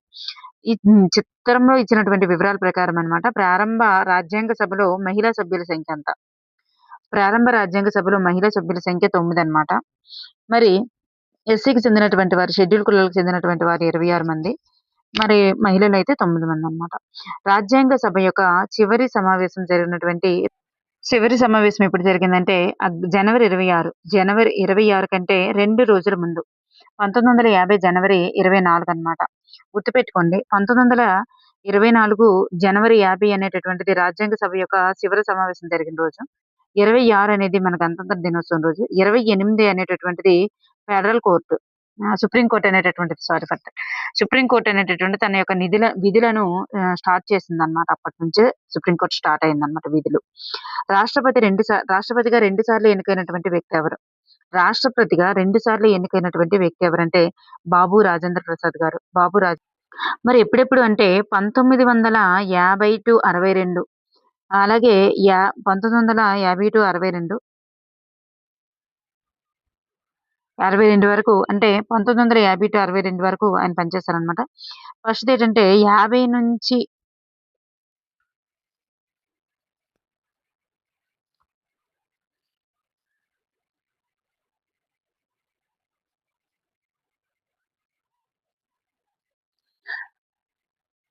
అత్యధిక కాలం పనిచేయడం జరిగిందనమాట. నెక్స్ట్ వన్ రాజ్యాంగ ముసాయిదా కమిటీ ఏర్పాటు చేయబడిన రోజు. రాజ్యాంగ ముసాయిదా కమిటీని ఏర్పాటు చేయబడిన రోజు ఎప్పుడంటే ఆగస్టు 29, 1947. ఆగస్టు 29, 1947 గుర్తుపెట్టుకోండి. ముసాయిదా కమిటీని ఏర్పాటు చేయబడినటువంటి రోజు. అలాగే రాజ్యాంగ ముసాయిదా కమిటీ యొక్క చైర్మన్ ఎవరు? రాజ్యాంగ ముసాయిదా కమిటీ యొక్క చైర్మన్ ఎవరంటే బిఆర్ అంబేద్కర్ గారు. నెక్స్ట్ వన్ 1948లో రాజ్యాంగ సభకు సమర్పించినటువంటి ముసాయిదా ఎన్నికల రాజ్యాంగంలో గల ఆర్టికల్స్ మరియు షెడ్యూల్ సంఖ్య ఎంత? చూడండి ఎన్ని ఆర్టికల్స్ 1948లో రాజ్యాంగ సభకు సమర్పించిన ముసాయిదా రాజ్యాంగంలో ఎన్ని ఆర్టికల్స్ ఉన్నాయి, ఎన్ని షెడ్యూల్స్ ఉన్నాయి? 315 ఆర్టికల్స్ ఉన్నాయి, 8 షెడ్యూల్స్ ఉన్నాయి. 315 ఆర్టికల్స్, 8 షెడ్యూల్స్ అనేటటువంటి ఉన్నాయి గుర్తుపెట్టుకోండి. మరి చివరిసారిగా అప్పుడైతే అవి ఉన్నాయి. ఇప్పుడు చివరిసారిగా మరి రాజ్యాంగం ఆమోదించే నాటికి ఎన్ని ఉన్నాయంటే 395 ఆర్టికల్స్, 8 షెడ్యూల్ అనేవి ఉన్నాయి. 95కి పెరిగింది. రాజ్యాంగ దినోత్సవం, సంవిధాన దినోత్సవం అంటారు. దీన్ని ఎప్పుడు జరుపుకునేటటువంటి రోజు? రాజ్యాంగ దినోత్సవం జరుపుకునేటటువంటి రోజు నవంబర్ 26 అన్నమాట. నవంబర్ 26నే ప్రతి సంవత్సరం కూడా రాజ్యాంగ దివస్‌గా జరుపుకోవడం, సంవిధాన దివస్‌గా జరుపుకుంటారు. భారత రాజ్యాంగాన్ని రూపొందించుటకు రాజ్యాంగ సభకు పట్టినటువంటి సమయం ఎంత? భారత రాజ్యాంగాన్ని రూపొందించాలంటే రాజ్యాంగ సభకు పట్టినటువంటి సమయం ఎంత అంటే 2 సంవత్సరాల 11 నెలల 18 రోజులు. 2 సంవత్సరాల 11 నెలల 18 రోజులు అనేటటువంటిది పట్టిందన్నమాట. భారత రాజ్యాంగ పిత అని ఎవరిని పిలుస్తారు? భారత రాజ్యాంగ పిత అని ఎవరిని పిలుస్తారు? బిఆర్ అంబేద్కర్ గారిని పిలుస్తారన్నమాట. భారత రాజ్యాంగ అదే పిత అయినటువంటి అంబేద్కర్ గారు జన్మించిన రోజు మరియు ప్రదేశం ఎక్కడ? జన్మించిన రోజు ఎప్పుడు, ప్రదేశం ఎక్కడంటే 1891లో జన్మించడం జరిగిందండి. 1891లో జన్మించారు. ఏప్రిల్ 14న మావ్ అనేటటువంటి ప్రాంతంలో అంటే మధ్యప్రదేశ్‌లో ఉంటుందన్నమాట. మావ్ ప్రాంతంలో ఈయన జన్మించడం జరిగిందన్నమాట. నెక్స్ట్ వన్ ఆ ప్రాంతాన్ని ఇప్పుడు గౌరవార్థ అంబేద్కర్ నగర్‌గా పేరు మార్చడం కూడా జరిగిందంట. బిఆర్ అంబేద్కర్ 1947లో చేపట్టినటువంటి పదవి ఏంటి? బిఆర్ అంబేద్కర్ 1947లో చేపట్టినటువంటి పదవి కేంద్ర న్యాయ శాఖ మంత్రి. కేంద్ర న్యాయ శాఖ మంత్రి. రాజ్యాంగ సభ భారత రాజ్యాంగాన్ని ఆమోదించినటువంటి రోజెప్పుడు? రాజ్యాంగ సభ భారత రాజ్యాంగాన్ని ఆమోదించినటువంటి రోజు ఎప్పుడంటే 1949 నవంబర్ 26. రాజ్యాంగ సభ భారత రాజ్యాంగాన్ని ఆమోదించింది. ఇక్కడ ఆమోదించింది అడిగితే నవంబర్ 26 అనేది అవుతుందన్నమాట.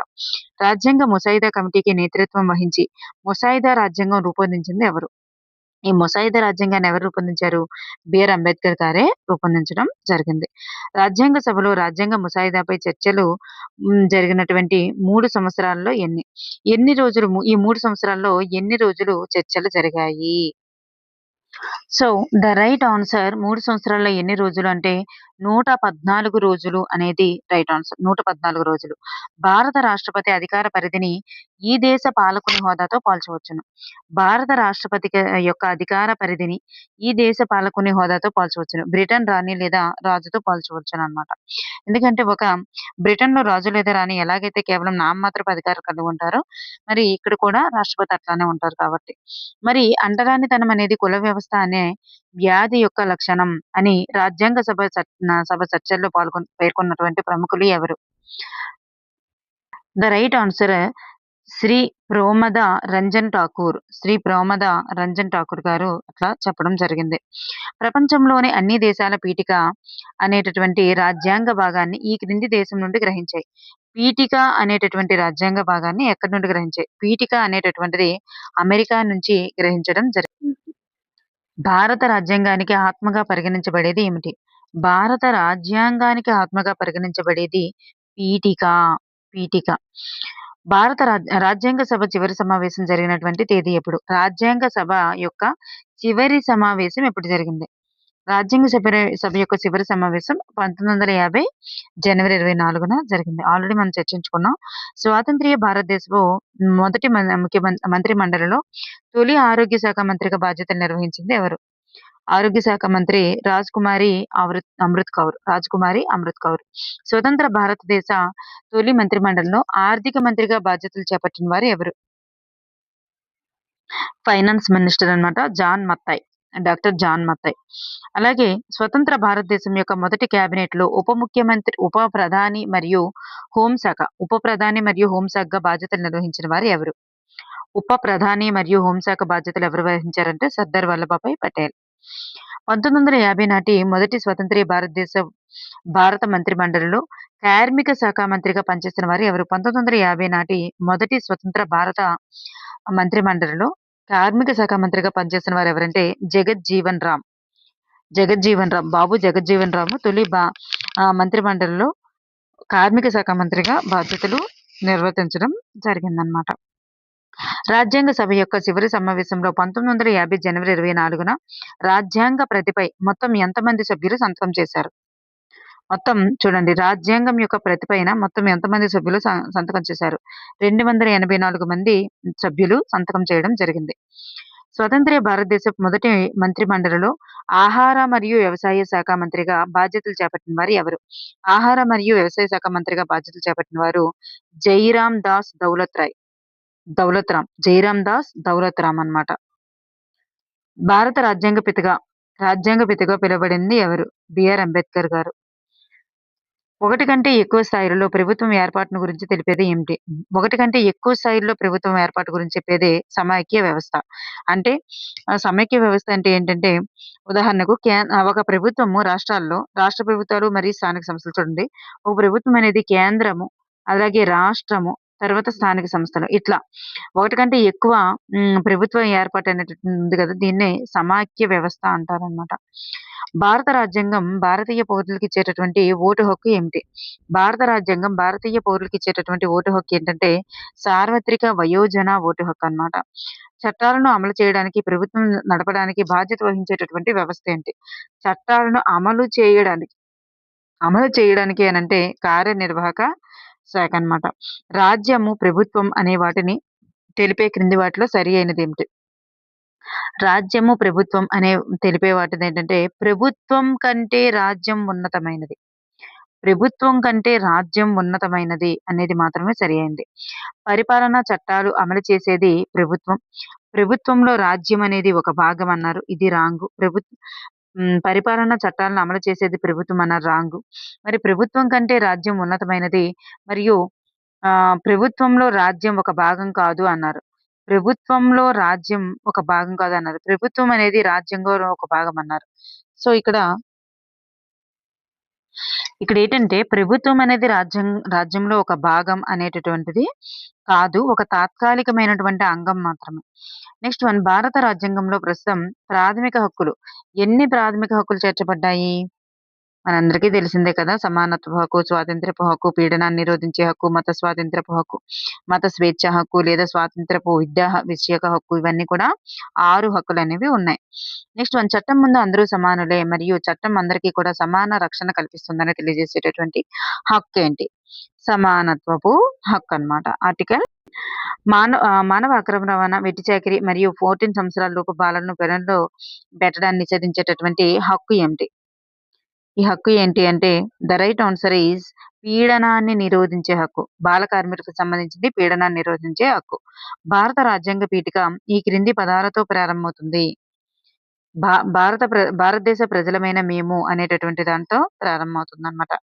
వి వి ద పీపుల్ ఇండియా అని చెప్పేసి స్టార్ట్ అవుతుంది. రాజ్యాధినేత ఎన్నిక ద్వారా ఎన్నుకోబడేటటువంటి వ్యవస్థను ఏమంటారు? రాజ్యాధినేత ఎన్నిక ద్వారా ఎన్నుకోబడ్డారనుకోండి.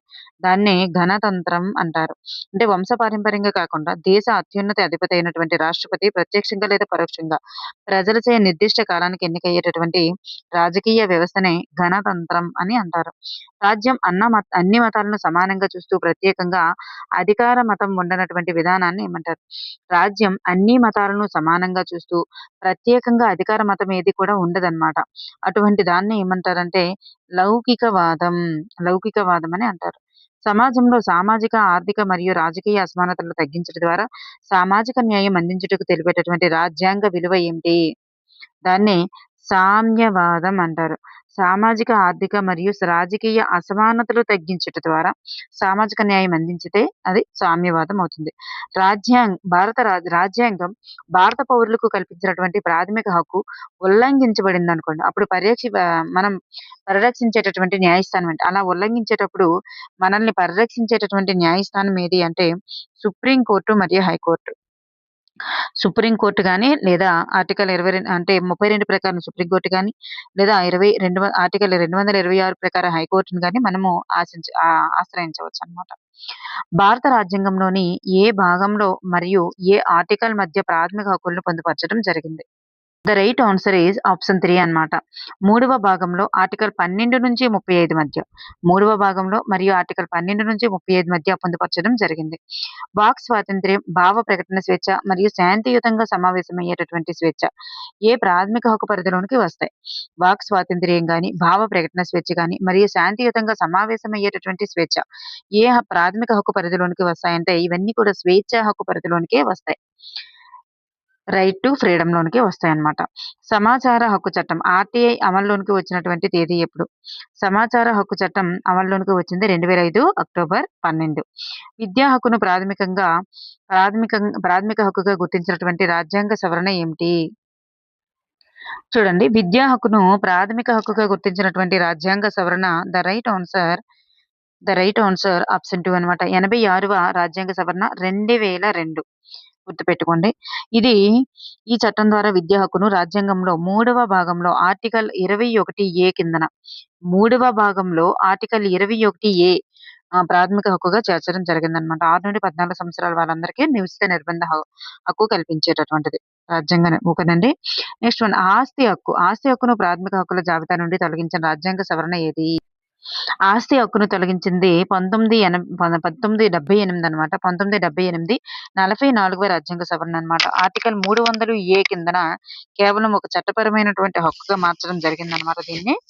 సో 44 రాజ్యాంగ సవరణ ద్వారా 1978లో దీన్ని తీసివేయడం జరిగింది. గుర్తుపెట్టుకోండి. నెక్స్ట్ వన్ రాజ్యాంగంలోని ప్రకరణలు 23, 24 ద్వారా భారతదేశ ప్రజలకు కల్పించబడిన ప్రాథమిక హక్కు ఏమిటి? ప్రకరణలు 23, 24 ద్వారా భారతదేశ ప్రజలకు కల్పించబడినటువంటి ప్రాథమిక హక్కు ఏమిటి? పీడనాన్ని నిరోధించేటటువంటి హక్కు. నిర్బంధ విద్యా హక్కు విద్యా హక్కు చట్టం ఆర్‌టీఈ దేశవ్యాప్తంగా పూర్తి స్థాయిలో అమల్లోకి వచ్చినటువంటి తేదీ ఎప్పుడు? ఏప్రిల్ 1 అండి.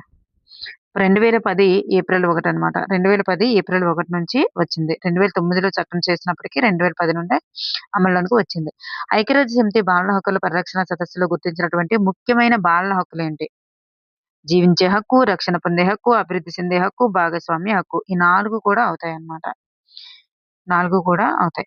భారత రాజ్యాంగంలో ప్రాథమిక విధులను ఏ రాజ్యాంగ సవరణ ద్వారా ఏ సంవత్సరంలో చేర్చారు? ప్రాథమిక విధులను రాజ్యాంగ సవరణ ద్వారా ఏ సంవత్సరం? చూడండి. The right answer is option 1 అన్నమాట. ప్రాథమిక విధులు అయితే 42వ రాజ్యాంగ సవరణ 1976 అన్నమాట. ప్రాథమిక విధులైతే 42వ రాజ్యాంగ సవరణ 1976. ఇది దేనికి సంబంధించింది? ఆల్రెడీ చెప్పుకున్నా. ఆస్తి హక్కు. ఆస్తి హక్కు అనేటటువంటిది ప్రాథమిక హక్కుల జాబితా నుండి తొలగించబడినటువంటి రాజ్యాంగ సవరణ అన్నమాట. చూడండి. ఇది అయితే ఆస్తి హక్కు. 42వది. మరి ఆహ్,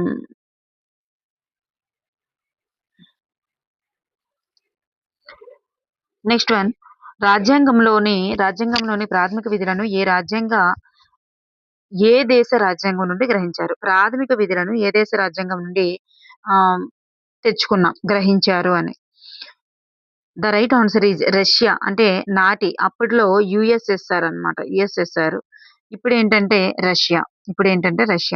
విధి నిర్వహణ వలనే హక్కులు సంక్రమిస్తాయి అని పేర్కొన్నటువంటి మహనీయుడు ఎవరు? విధి నిర్వహణ వల్లనే హక్కులు సంభవిస్తాయి అని పేర్కొన్నటువంటి వారు మహాత్మా గాంధీ. చూడండి. విధి నిర్వహణ వలన హక్కులు సంక్రమిస్తాయి అని పేర్కొన్నటువంటి మహనీయుడు ఎవరు అంటే మహాత్మా గాంధీజీ. Next one. క్రింది వానిలో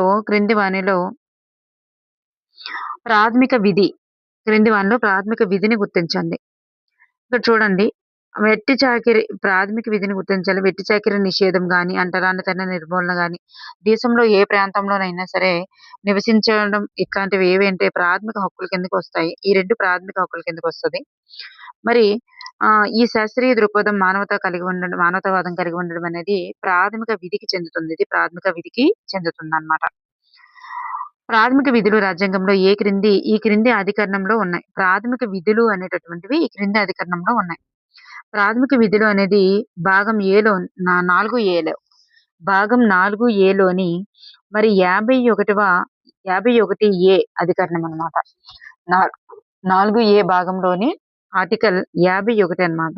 4 భాగంలోని ఆర్టికల్ 51.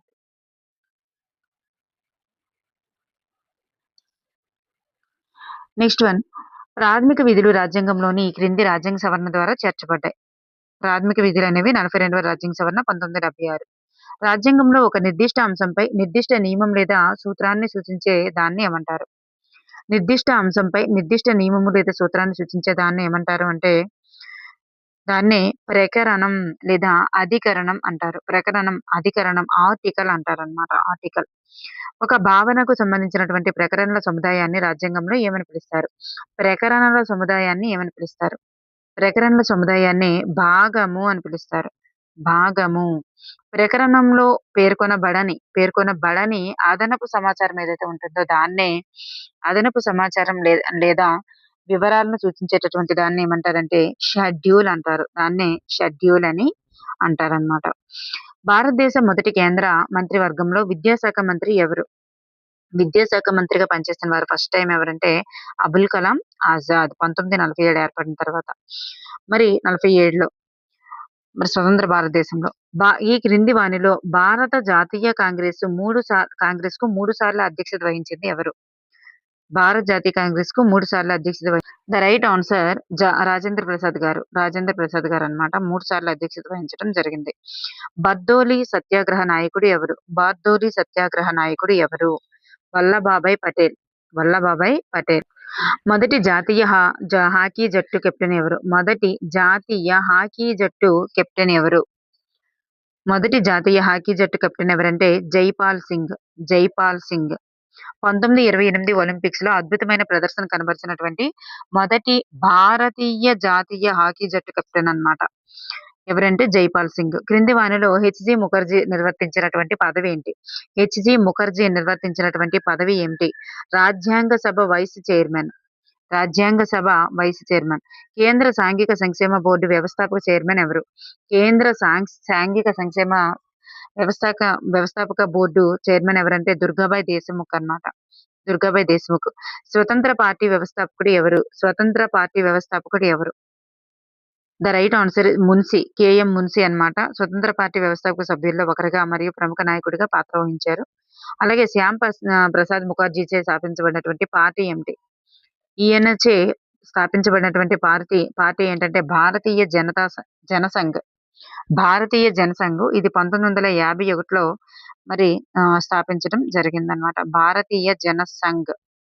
మరి తర్వాత కాలంలో రాను రాను ఏంగా మారిందంటే జనతా పార్టీగా మారింది. బీజేపీగా మారడం జరిగిందండి. Next one republic party of India వ్యవస్థాపకుడు ఎవరు? రిపబ్లిక్ పార్టీ ఆఫ్ ఇండియా వ్యవస్థాపకుడు ఎవరు? బిఆర్ అంబేద్కర్ గారు. బిఆర్ అంబేద్కర్. దీన్నే ఆర్‌పిఐ అంటాం. రిపబ్లిక్ పార్టీ ఆఫ్ ఇండియా అన్నమాట ఆర్‌పిఐ. నెక్స్ట్ వన్ ఉత్తరప్రదేశ్ గవర్నర్‌గా విధులు నిర్వర్తించిన మహిళ ఎవరు? ఉత్తరప్రదేశ్ గవర్నర్‌గా విధులు నిర్వర్తించిన మహిళ సరోజినీ నాయుడు గారు. భారత కోకిలగా పేరొందినటువంటి సరోజినీ నాయుడు గారే భారతదేశంలో ఉత్తరప్రదేశ్ గవర్నర్‌గా మొట్టమొదటిసారిగా పనిచేశారు. సోమనాథ్ లాహిరి ఈ క్రింది రాష్ట్ర శాసనసభ సభ్యుడు.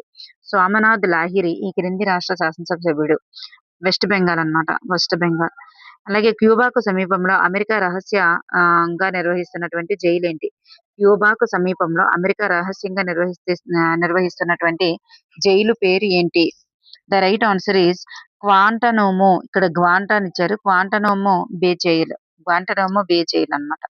సౌదీ అరేబియాలో పాలకుడిగా ఎన్నుకోబడినటువంటి విధానం ఏంటి? సౌదీ అరేబియాలో పాలకుడిగా ఎన్నుకోబడేటటువంటి విధానం ఏంటి? వారసత్వం ద్వారా జరుగుతుందన్నమాట అక్కడ. వారసత్వం ద్వారా. పాలకుడు రాజు ఉంటారు. వారసత్వం ద్వారా జరుగుతుంది. ప్రజాస్వామ్య పద్ధతిలో కాకుండా వంశపారంపర్యంగా జరుగుతుంది. కొసావో ఒకప్పుడు ఈ క్రింది దేశంలో అంతర్భాగంగా ఉండేది.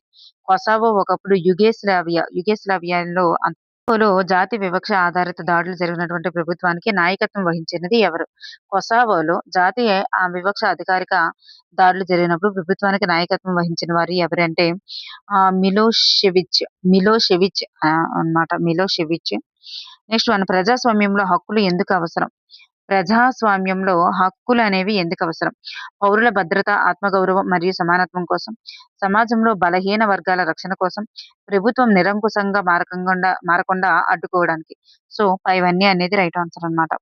నెక్స్ట్ వన్ ఈ క్రింది దేశాలలో మహిళలకు ఓటు హక్కు నిరాకరించినటువంటి ఇటీవల కాలం వరకు దేశం. అంటే ఇటీవల కాలం వరకు ఈ దేశం ఉండేది. మరి నిరాకరించిన దేశం. మహిళలకు ఓటు హక్కు నిరాకరించిన దేశం ఏది అంటే సౌదీ అరేబియా అన్నమాట. ఇప్పటి వరకు కూడా. ఇటీవల కాలంలోనే మరి అక్కడ మహిళలకు హక్కులలో కొన్ని సానుకూల మార్పులు కూడా కొన్నొచ్చాయి. అంటే ఇది వరకు ఇంతకు ముందు వరకు అన్నమాట. మన టెక్స్ట్ బుక్‌లో ఇటీవల కాలం వరకు అని ఇవ్వకపోవచ్చు.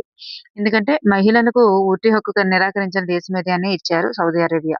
నెక్స్ట్ వన్ ప్రజాస్వామ్యంలో అల్పసంఖ్యాకులను అంటే మైనారిటీలను అధిక సంఖ్యాకులు అణచివేయడం నుండి రక్షించేవి ఏమిటి? మరి ఇట్లాంటి పద్ధతి నుండి రక్షించేటటువంటివి చట్టాలు మరియు హక్కుల వల్లనే అల్పసంఖ్యాకులు, ఆహ్, అధిక సంఖ్యాకుల యొక్క అణచివేత నుండి వాళ్ళు రక్షించుకోగలుగుతున్నారన్నమాట.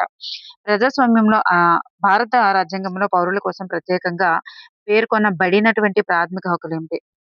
భారత రాజ్యాంగంలో పౌరుల కోసం ప్రత్యేకంగా పేర్కొనబడినటువంటి ప్రాథమిక హక్కులు ఎన్ని అంటే 6 హక్కులు అందరికీ తెలిసిందే. రాజకీయ నాయకుడు, ప్రభుత్వ అధికారి లేదా సాధారణ పౌరుడు ఎవరైనా సరే చట్టానికి అతీతుడు కాదని తెలిపేటటువంటి సూత్రం ఏంటి? సమన్యాయ పాలన. ఎవ్వరైనా చట్టానికి అతిథులు కాదు. సమానంగా పాలన అనేది సమానంగానే ఉండాలి. ఎవరికైనా హక్కులు ఒకటే. ప్రధానమంత్రి మరియు సాధారణ పేద కూలీ వరకు ప్రతి పౌరుడు చట్టం ముందు సమానమే అనేటటువంటి భావనని ఏమంటారు? సమన్యాయ పాలన అని అంటారు. అలాగే రాజ్యాంగం ఈ క్రింది వానిలో దేని ఆధారంగా వివక్ష చూపడాన్ని నిషేధించలేదు? వివక్ష చూపడాన్ని నిషేధించలేదు. ద రైట్ ఆన్సర్ విద్య ఆధారిత ప్రతిభ. విద్య ఆధారిత ప్రతిభను పట్ల వివక్ష చూపడాన్ని నిషేధించలేదు. నెక్స్ట్ వన్ క్రింది వానిలో సమానత్వపు హక్కుకు వ్యతిరేకం కానిది ఏమిటి? సమానత్వపు హక్కుకు వ్యతిరేకం కానిది. వ్యతిరేకం కానిది అంటే మరి అయినది అని అర్థం. సమానత్వపు హక్కు ఏమిటి అని రిజర్వేషన్లు అనేటటువంటిది సమానత్వ హక్కుకి వ్యతిరేకం కానిది ఏది అంటే టీ ఓకే. Next one. క్రింది వానలో భారత పౌరునికి అందుబాటులో లేనటువంటి స్వేచ్ఛ ఏమిటి? భారత పౌరునికి అందుబాటులో లేని స్వేచ్ఛ ఏంటంటే, మరి విమర్శించే స్వేచ్ఛ ఉంటుంది, ఉద్యమించే స్వేచ్ఛ ఉంటుంది, ప్రయాణించే స్వేచ్ఛ ఉంటుంది. సాయుధ తిరుగుబాటుతో కూడినటువంటి స్వేచ్ఛ అనేది కాదనమాట. Next one. అరెస్టు కాబడినటువంటి వ్యక్తికి న్యాయస్థానానికి ఈ క్రింది సమయంలోపు హాజరుపరచాలి. ఎంత సమయంలోపు? 24 గంటల్లోపు హాజరుపరిచేయాలన్నమాట. దోపిడీని నివారించేటటువంటి హక్కు కింది రాజ్యాంగం ముఖ్యంగా వేటిని నిషేధించింది? దోపిడీని నివారించే హక్కు కింద రాజ్యాంగం వేటిని నిషేధించింది? దోపిడీని నివారించేటటువంటి హక్కు కింద వేటిని నిషేధించిందంటే, మరి మనుషుల అక్రమ రవాణాను, మరి వెట్టి చాకిరీ లేదా బలవంత చాకిరీని నిషేధించింది. 4 సంవత్సరాల్లో పిల్లలను ప్రమాదకరమైన పనుల్లో ఉంచడాన్ని కూడా నిషేధించింది. ఇవన్నీ కూడా దోపిడీ నుండి నివారించడం కోసమే రాజ్యాంగం పెట్టిందన్నమాట ఇవి. సిక్కులు ఈ క్రింది రాష్ట్రంలో అధిక సంఖ్యాకులుగా ఉన్నారు. సిక్కులు ఎక్కడ ఎక్కువగా ఉన్నారు? పంజాబ్ రాష్ట్రంలో అత్యధికంగా ఉన్నారు. రాజ్యాంగ పరిహారపు హక్కును రాజ్యాంగం యొక్క గుండె లేదా ఆత్మ వంటిదిగా వర్ణించిన వారు ఎవరు? The right answer BR Ambedkar గారు అన్నమాట. బిఆర్ అంబేద్కర్ గారు. ప్రాథమిక హక్కుల సంరక్షణకు రిట్స్ జారీ చేసేటటువంటి న్యాయస్థానం ఏది? రిట్లు ఎవరు జారీ చేయవచ్చు? వీళ్ళిద్దరూ కూడా ఎవరైనా జారీ చేయవచ్చు అన్నమాట. మరి వీళ్ళ అధికరణం ఏంటి? సుప్రీంకోర్టు ఏ అధికరణం ప్రకారం అంటే ఆర్టికల్ ప్రకారం 32 ఆర్టికల్ ప్రకారం వీళ్ళు రిట్స్ జారీ చేస్తే, వీళ్ళు 226 ఆర్టికల్ ప్రకారం వీళ్ళు రిట్స్ జారీ చేయడం అవుతుంది. జాతీయ మానవ హక్కుల సంఘం అనేటటువంటిది ఎన్హెచ్ఆర్సీ స్థాపించబడిన సంవత్సరం ఎప్పుడు? Right answer is 1993. 1993లో NHRC national human rights commission అనేటటువంటిది ఏర్పాటు చేయడం జరిగింది. 1993 అక్టోబర్ 12. క్రింది వానిలో రాజ్యాంగ హక్కును గుర్తించండి. రాజ్యాంగ హక్కు. ఆస్తి హక్కు అనేటటువంటిది రాజ్యాంగ హక్కు అవుతుందన్నమాట. Next one. సమాచార హక్కును పార్లమెంట్ ఈ క్రింది ప్రాథమిక హక్కుల్లో అంతర్భాగంగా ప్రజలకు ఇవ్వబడింది. చూడండి, సమాచార హక్కు అనేది మరి ఏ ప్రాథమిక హక్కుల్లో అంతర్భాగంగా ఇవ్వబడింది అంటే స్వేచ్ఛ హక్కులో భాగంగానే ఇవ్వడం జరిగిందనమాట. యూదు మతేతరులను వేధింపులకు గురి చేస్తున్నటువంటి దేశం ఏంటి? యూదు మతేతరులను వేధింపులకు గురి చేస్తున్నటువంటి దేశం ఇజ్రాయిల్. రాజ్యం నుండి మతాన్ని వేరు చేయడాన్ని ఏమంటారు? రాజ్యం నుండి మతాన్ని వేరు చేయడమే లౌకికతత్వం లేదా లౌకికవాదం అని పిలుస్తారు. ఒక దేశం ప్రజాస్వామ్యంగా పనిచేయాలంటే మతాన్ని ప్రభుత్వం నుండి వేరుపరచడం ఎందుకోసం ముఖ్యం? మరి అధిక సంఖ్యాక వర్గం వారు అధికారంలోకి వచ్చే అల్పసంఖ్యాక వర్గాలను వేధించకుండా ఉండేందుకు, మత స్వేచ్ఛను కాపాడేందుకు, దేశ ఆర్థిక వనరులను ఒకే మతం కోసం ఉపయోగించకుండా నిరోధించడానికి. సో ఇవన్నీ అనేది రైట్ ఆన్సర్ అన్నమాట. అవసరమైనప్పుడు ప్రభుత్వం మత వ్యవహారాల్లో జోక్యం చేసుకుంటుంది అనే అంశానికి ఉదాహరణ ఏమిటి? మరి ఇలాంటప్పుడు మరి ఎలాంటి సమయాల్లో మత వ్యవహారాల్లో జోక్యం చేసుకుంటుంది అంటే అంటరానితనం నిషేధం అలాంటి సందర్భాల్లో అన్నమాట. ముస్లింల తలపాకాలు, యూదుల టోపీ, క్రైస్తవ శిలలు ధరించకూడదని 2004లో ఆజ్ఞలు చేసినటువంటి దేశం ఏంటి? ఆజ్ఞలు చేసిన దేశం ఫ్రాన్స్ అన్నమాట. ఆజ్ఞలు చేసిన దేశం ఫ్రాన్స్. చట్టం ముందు అందరూ సమానమే అని తెలిపేటటువంటి భావన ఏంటి? ఆర్టికల్ అయితే 17 మనందరికీ తెలుసు కదా. ఆర్టికల్ 17 భావన ఏంటి అంటే సమన్యాయ పాలన. బ్రిటిష్ ప్రభుత్వ కాలంలో రూపొందించబడినటువంటి ఏ చట్టం ప్రకారం బ్రిటిష్ ప్రభుత్వాన్ని నిరసించినా లేదా విమర్శించినా విచారణ లేకుండా అరెస్టు చేసేటటువంటి హక్కు ఉండేది? ద రైట్ ఆన్సర్ ఈజ్ దేశద్రోహ చట్టం. దేశద్రోహ చట్టం 1970 ప్రకారం. దేశద్రోహ చట్టం 1970 ప్రకారం తగిన విచారణ లేకుండా భారతీయులను జైల్లో పెట్టడానికి బ్రిటిష్ ప్రభుత్వం తీసుకువచ్చినటువంటి ఏ చట్టం 1919 మార్చి 10న అమలులోనికి వచ్చింది? చూడండి, ఏ చట్టం 1919 మార్చి 10న అమలులోకి వచ్చింది? ఈ తగిన విచారణ లేకుండా భారతీయులను జైల్లో పెట్టడానికి బ్రిటిష్ ప్రభుత్వం తీసుకువచ్చినటువంటి ఏ చట్టం అమలులోనికి వచ్చిందంటే రౌలట్ చట్టం అనేటటువంటిది అమల్లోనికి వచ్చిందనమాట. రౌలట్ చట్టం అనేటటువంటిది, రౌలట్ యాక్ట్. బ్రిటిష్ వలసవాదులు వివక్షత విధానం అనుసరించి దేశద్రోహ చట్టం ప్రవేశపెట్టినటువంటి సంవత్సరం ఎప్పుడు? 1870లో ప్రవేశపెట్టడం జరిగింది. జలియన్వాలా బాగ్ మరణకాండ ఈ చట్టానికి వ్యతిరేకించే క్రమంలో జరిగింది. జలియన్‌వాలా బాగ్ హత్యాకాండ మరి ఏ చట్టాన్ని వ్యతిరేకించేటటువంటి క్రమంలో జరిగింది అంటే, రౌలత్ చట్టాన్ని వ్యతిరేకించేటటువంటి క్రమంలో జరిగింది. తల్లుల యొక్క ఆస్తిలో కుమారులకు, కుమార్తెలకు సమాన వాటా కల్పిస్తూ చేయబడినటువంటి చట్టం ఏంటి? తల్లుల యొక్క ఆస్తులలో కుమారులకు, కుమార్తెలకు ఇద్దరికీ వారసత్వం అన్నమాట. హిందూ వారసత్వ చట్టం 2005. ఎప్పుడనేది గుర్తుపెట్టుకోండి. 2005 అన్నమాట. హిందూ సక్సెషన్ అమెండ్మెంట్ యాక్ట్ అంటారు దాన్ని. అలాగే గృహ హింస నుంచి మహిళల రక్షణ చట్టం అనేది ఏ సంవత్సరంలో రూపొందించబడింది? గృహ హింస నుంచి మహిళల రక్షణ చట్టం అనేది ఏ సంవత్సరంలో రూపొందించబడిందంటే 2005లో దీన్నే గృహహింస నుండి మహిళల రక్షణ చట్టం protection of women from domestic violence act అని అంటామనమాట. గృహహింస చట్టం అంటాం. బ్రిటిష్ ప్రభుత్వం విధానాలను లేదా వారిని విమర్శించినటువంటి ఏ వ్యక్తికైనా ముందస్తు విచారణ లేకుండా అరెస్ట్ చేసేటటువంటి అధికారాన్ని బ్రిటిష్ వారు కల్పించినటువంటి చట్టం దేశద్రోహ చట్టం 1870. దేశద్రోహ చట్టం 1870 అన్నమాట.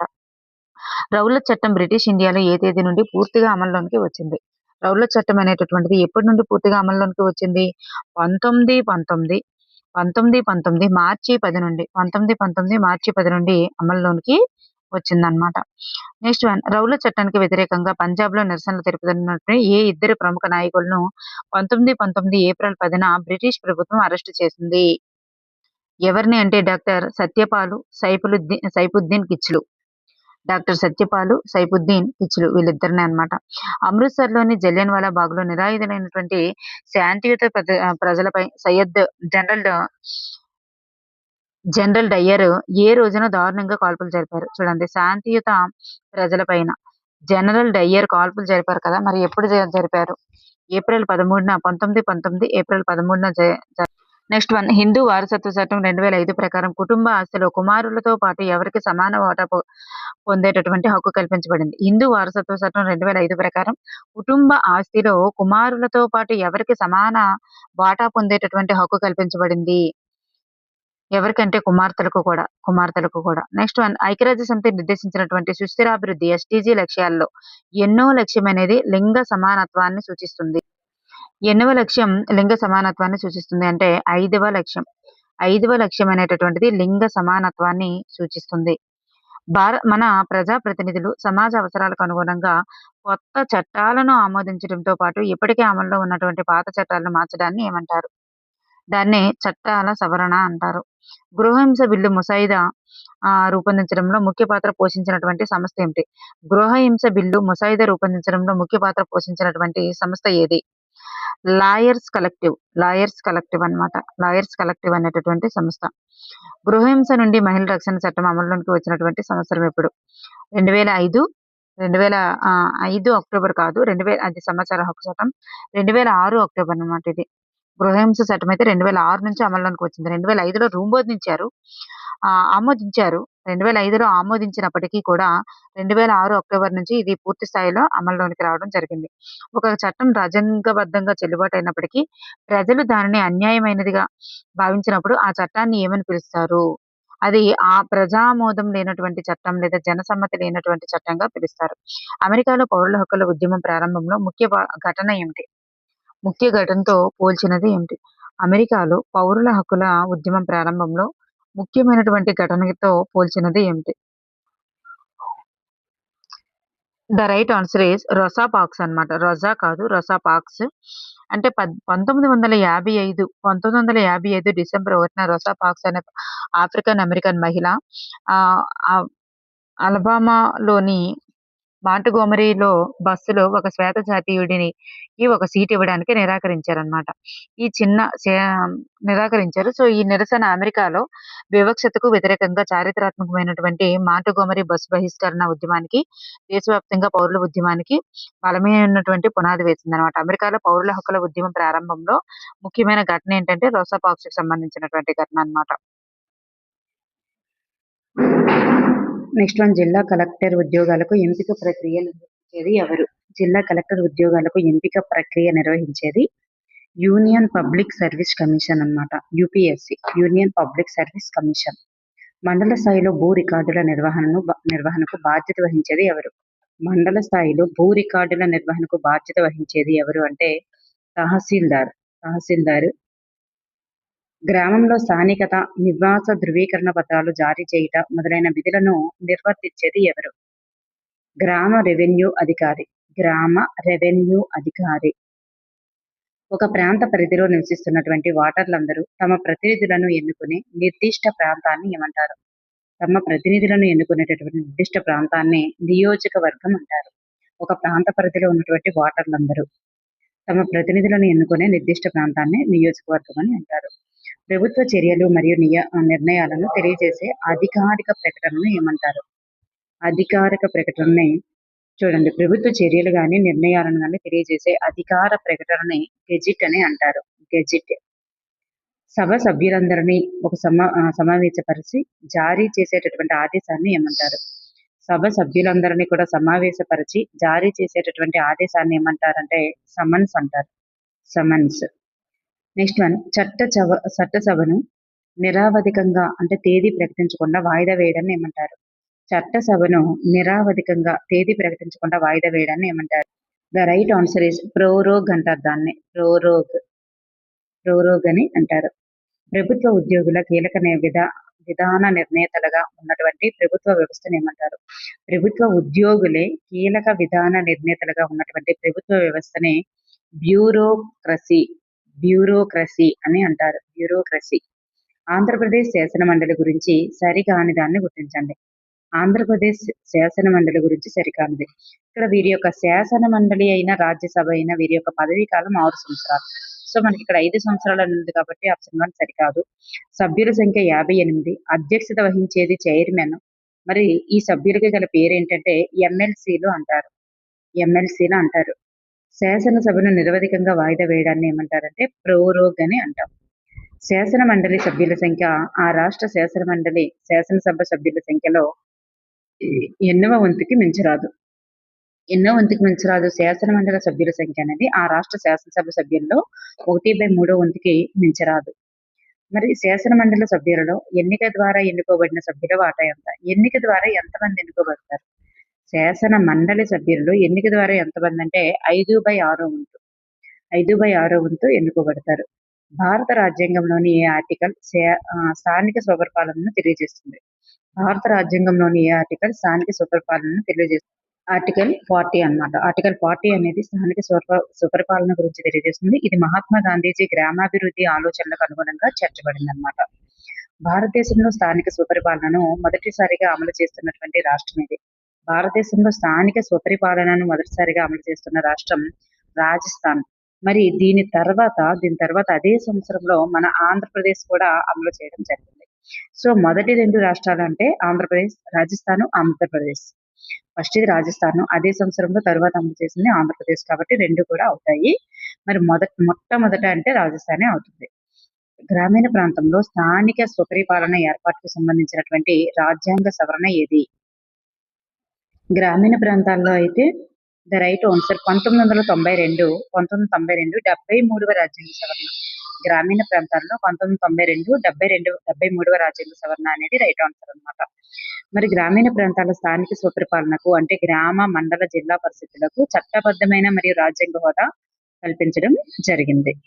పట్టణ ప్రాంతాల్లో స్థానిక స్వపరిపాలన కొరకు చేయబడినటువంటి రాజ్యాంగం ఏది అంటే మరి నగర పంచాయతీలు, మున్సిపాలిటీలు, మున్సిపల్ కార్పొరేషన్స్ వీటి కొరకు అన్నమాట. 1992లోనే 74వ రాజ్యాంగ సవరణ అనేటటువంటిది చేయడం జరిగింది.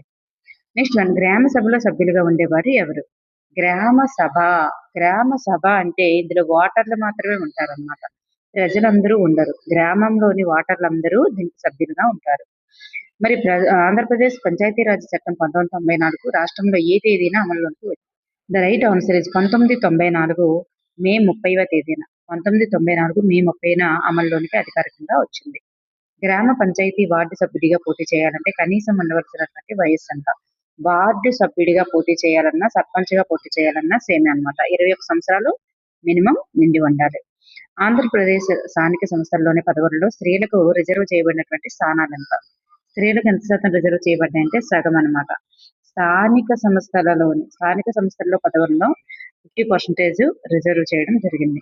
కేంద్ర చట్టం ప్రకారం మహిళలకు కనీసం 1/3 వంతు అంటే 33 స్థానాలు కేటాయించాలి. కానీ ఆంధ్రప్రదేశ్ ప్రభుత్వం చూడండి, మామూలుగా అయితే 33% కేంద్ర చట్టం ప్రకారం 33% కేటాయించాలి. కానీ మన ఆంధ్రప్రదేశ్ ప్రభుత్వం మాత్రం 50% ఈ చట్టాన్ని అమలు చేస్తుంది. రిజర్వ్ చేస్తూ. ఉప సర్పంచులు ఎన్నుకునే వారిని ఉప సర్పంచ్‌ను ఎవరు ఎన్నుకుంటారు? ఉప సర్పంచ్‌ని ఎవరు ఎన్నుకుంటారంటే సర్పంచ్ ఎన్నుకుంటారు. వార్డు సభ్యులు కూడా ఎన్నుకుంటారు. సర్పంచ్, వార్డు సభ్యులందరూ కలిసి పరోక్ష పద్ధతిలో ఉప సర్పంచ్‌ని ఎన్నుకోవడం జరుగుతుంది. క్రింది వానిలో గ్రామ పంచాయతీ యొక్క విధి కానిది ఏమిటి?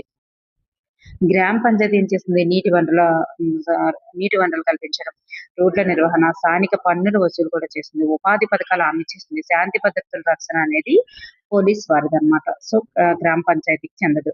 ఆంధ్రప్రదేశ్‌లోని గ్రామ వాలంటీర్ వ్యవస్థ ప్రారంభమైనటువంటి రోజు ఎప్పుడు? వాలంటీర్ వ్యవస్థ ఎప్పుడు ప్రారంభమైంది? 2019 ఆగస్టు 15 నుంచి ప్రారంభమైందన్నమాట. జిల్లా పరిషత్ చైర్మన్‌ను ఎవరు ఎన్నుకుంటారు? జిల్లా పరిషత్ యొక్క చైర్మన్‌ని ఎవరు ఎన్నుకుంటారు? జిల్లాలోని జిల్లా పరిషత్ ప్రాదేశిక నియోజకవర్గ సభ్యులైనటువంటి జెడ్పీటీసీలు ఉంటారు కదా! ఈ జెడ్పీటీసీలలో ఒకరిని ఈ పరోక్ష ఎన్నిక ద్వారా చైర్మన్ ఎన్నుకోవడం జరుగుతుందన్నమాట. రాష్ట్రంలో గల మండలాల సంఖ్య. రాష్ట్రంలో ఎన్ని మండలాలు ఉన్నాయంటే 686 మండలాలు అనేవి ఉన్నాయి. రాష్ట్రంలో మొత్తం మండలాల సంఖ్య 686. మండల పరిషత్ స్థాయి సంక్షేమ అభివృద్ధి కార్యక్రమాలు నిర్వహించే అధికారి ఎవరు? మండల ఇక్కడ మండల పరిషత్ స్థాయి సంక్షేమ అభివృద్ధి కార్యక్రమాలు నిర్వహించేది ఎవరు అంటే మండల అభివృద్ధి అధికారి అన్నమాట. మండల అభివృద్ధి అధికారి ఎంపీడీఓ. మండల పరిషత్ డెవలప్మెంట్ ఆఫీసర్ ఎంపీడీఓ అన్నమాట. నెక్స్ట్ వన్, ఈ క్రింది ప్రభుత్వ వ్యవస్థలో ప్రాథమిక విద్య అందేలా చేయవలసిన బాధ్యత ఎవరికి ఉంటుంది? ప్రాథమిక విద్య అందేలా చేయవలసిన బాధ్యత మరి మండల పరిషత్ కార్యాలయం వారిది అన్నమాట. మండల పరిషత్ కార్యాలయం వారిది. పోలీస్ స్టేషన్ కు అధిపతిగా ఎవరు వ్యవహరిస్తారు? పోలీస్ స్టేషన్ కు అధిపతిగా SHO అంటే స్టేషన్ హౌసింగ్ ఆఫీసర్ లేదా SI సబ్ ఇన్స్పెక్టర్ అన్నమాట. Sub inspector. యాక్చువల్ గా అయితే SHO అంటే స్టేషన్ హౌసింగ్ ఆఫీసర్ అని ఇస్తే అది మాత్రం ముందుగా మీరు ప్రిఫర్ చేయొచ్చు. ఎందుకంటే 8th క్లాస్ లో మనకు అలానే ఇవ్వడం జరిగింది. రైతులకు పట్టాదారు పాస్ పుస్తకాలు మంజూరు చేసేది ఎవరు? రెవెన్యూ కార్యాలయం. మండల రెవెన్యూ కార్యాలయం. మధ్యాహ్న భోజన పథకం బాగా అమలయ్యేలా చూడవలసిన బాధ్యత గల కార్యాలయం. మధ్యాహ్న భోజన పథకం అమలయ్యేలా చేయవలసింది మన విద్యా వనరుల కేంద్రం. విద్యా వనరుల కేంద్రం అంటే MRC అన్నమాట. మండల విద్యా వనరుల కేంద్రం MRCకు మండల విద్యాశాఖాధికారి MEO గారు అధ్యక్షులుగా ఉంటారు. మరి ఇది బడుల్లో పిల్లల నమోదు పెంచడం, మధ్యాహ్న భోజన పథకం అమలయ్యేలా చేయడం ఇవన్నీ కూడా చూసుకుంటారు అన్నమాట. జంతువుల నుండి మనుషులకు సోకేటటువంటి వ్యాధులను గుర్తించి నివారణ చర్యలు చేపట్టేది ఎవరు? పశు వైద్యశాల. అలాగే ప్రతి నగర పంచాయతీ కమిటీలో ఉండే సభ్యుల సంఖ్య మరి ఎన్నుకోబడిన సభ్యులు 10 మంది ఉంటారు. నామినేటెడ్ సభ్యులు 3 ఉంటారు. ఎన్నుకోబడినటువంటి సభ్యులు 10 మంది, నామినేటెడ్ సభ్యులు 3 ఉంటారు అన్నమాట. పురపాలక సంఘం ఏర్పాటుకు ఉండవలసినటువంటి జనాభా పరిమితి ఎంత? పురపాలక సంఘం ఏర్పాటుకు ఉండవలసినటువంటి జనాభా పరిమితి పురపాలక సంఘం ఏర్పాటు చేయాలంటే ఎంత ఉండాలి అంటే 40,000 నుంచి 3 లక్షల లోపు ఉండాలన్నమాట. మరి నగర పంచాయతీ అనుకోండి. ఈ నగర పంచాయతీ అయితే 20,000 నుంచి 40,000 ఉంటే నగర పంచాయతీ. 20,000 నుంచి 40,000 ఉంటే నగర పంచాయతీ. 40,000 దాటి 3 లక్షల వరకు ఉంటుంది. మరి పురపాలక సంఘం అంటే పురపాలక సంఘం మున్సిపాలిటీ లేదా మున్సిపల్ కౌన్సిల్ అంటారు దీన్ని. పురపాలక సంఘం మున్సిపల్ కౌన్సిల్లోని వార్డుల నుండి ప్రత్యక్షంగా ఎన్నుకోబడినటువంటి ప్రతినిధులను ఏమంటారు? వార్డు నుంచి మరి కౌన్సిల్ కదా, ఇది మున్సిపల్ కౌన్సిల్ కదా, కౌన్సిలర్లే ఉంటారు అన్నమాట. ఇక్కడ మున్సిపల్ కౌన్సిల్లో కౌన్సిలర్లే ఉంటారు. మున్సిపల్ చైర్మన్ ఎన్నిక ఏ పద్ధతిలో జరుగుతుంది? ఈ కౌన్సిలర్లు అందరూ కలిపి మరి ఎన్నుకుంటారు కాబట్టి కౌన్సిలర్ల ద్వారా పరోక్షంగా ఎన్నుకుంటారు అన్నమాట. సో, పరోక్ష ఎన్నిక అవుతుంది. నగర పంచాయతీ కమిటీ సభ్యుల యొక్క మరియు మున్సిపల్ కౌన్సిలర్ల యొక్క పదవీ కాలం సాధారణంగా ఎన్ని సంవత్సరాలు ఉంటుంది? నగర పంచాయతీ కమిటీ సభ్యుల మరియు మున్సిపల్ కౌన్సిలర్ల యొక్క పదవీ కాలం సాధారణంగా 5 సంవత్సరాలు అనేటువంటిది ఉంటుంది. మున్సిపల్ కార్పొరేషన్ యొక్క పెద్దని ఏమని పిలుస్తారు? మున్సిపల్ కార్పొరేషన్ యొక్క పెద్దని మేయర్ అని పిలుస్తారు. మేయర్. భీమునిపట్నం పురపాలక సంఘం ఏర్పాటు చేయబడినటువంటి సంవత్సరం. భీమునిపట్నం పురపాలక సంఘం ఏర్పాటు చేయబడినటువంటి సంవత్సరం ఎప్పుడు? భీమునిపట్నం పురపాలక సంఘం ఎప్పుడు ఏర్పాటు చేశారు? ద రైట్ ఆన్సర్ ఇస్ 1861లో. ఇదే మరి మొట్టమొదటి మరి పురపాలక సంఘం బ్రిటిష్ కాలంలో ఏర్పాటు చేయబడిందన్నమాట. భీమునిపట్నమే. దీన్నే భీమిలి అని కూడా అంటారు. ఇది 1861 సంవత్సరంలో మరి పురాతనమైనటువంటిదన్నమాట. మొట్టమొదటి పురపాలక సంఘం.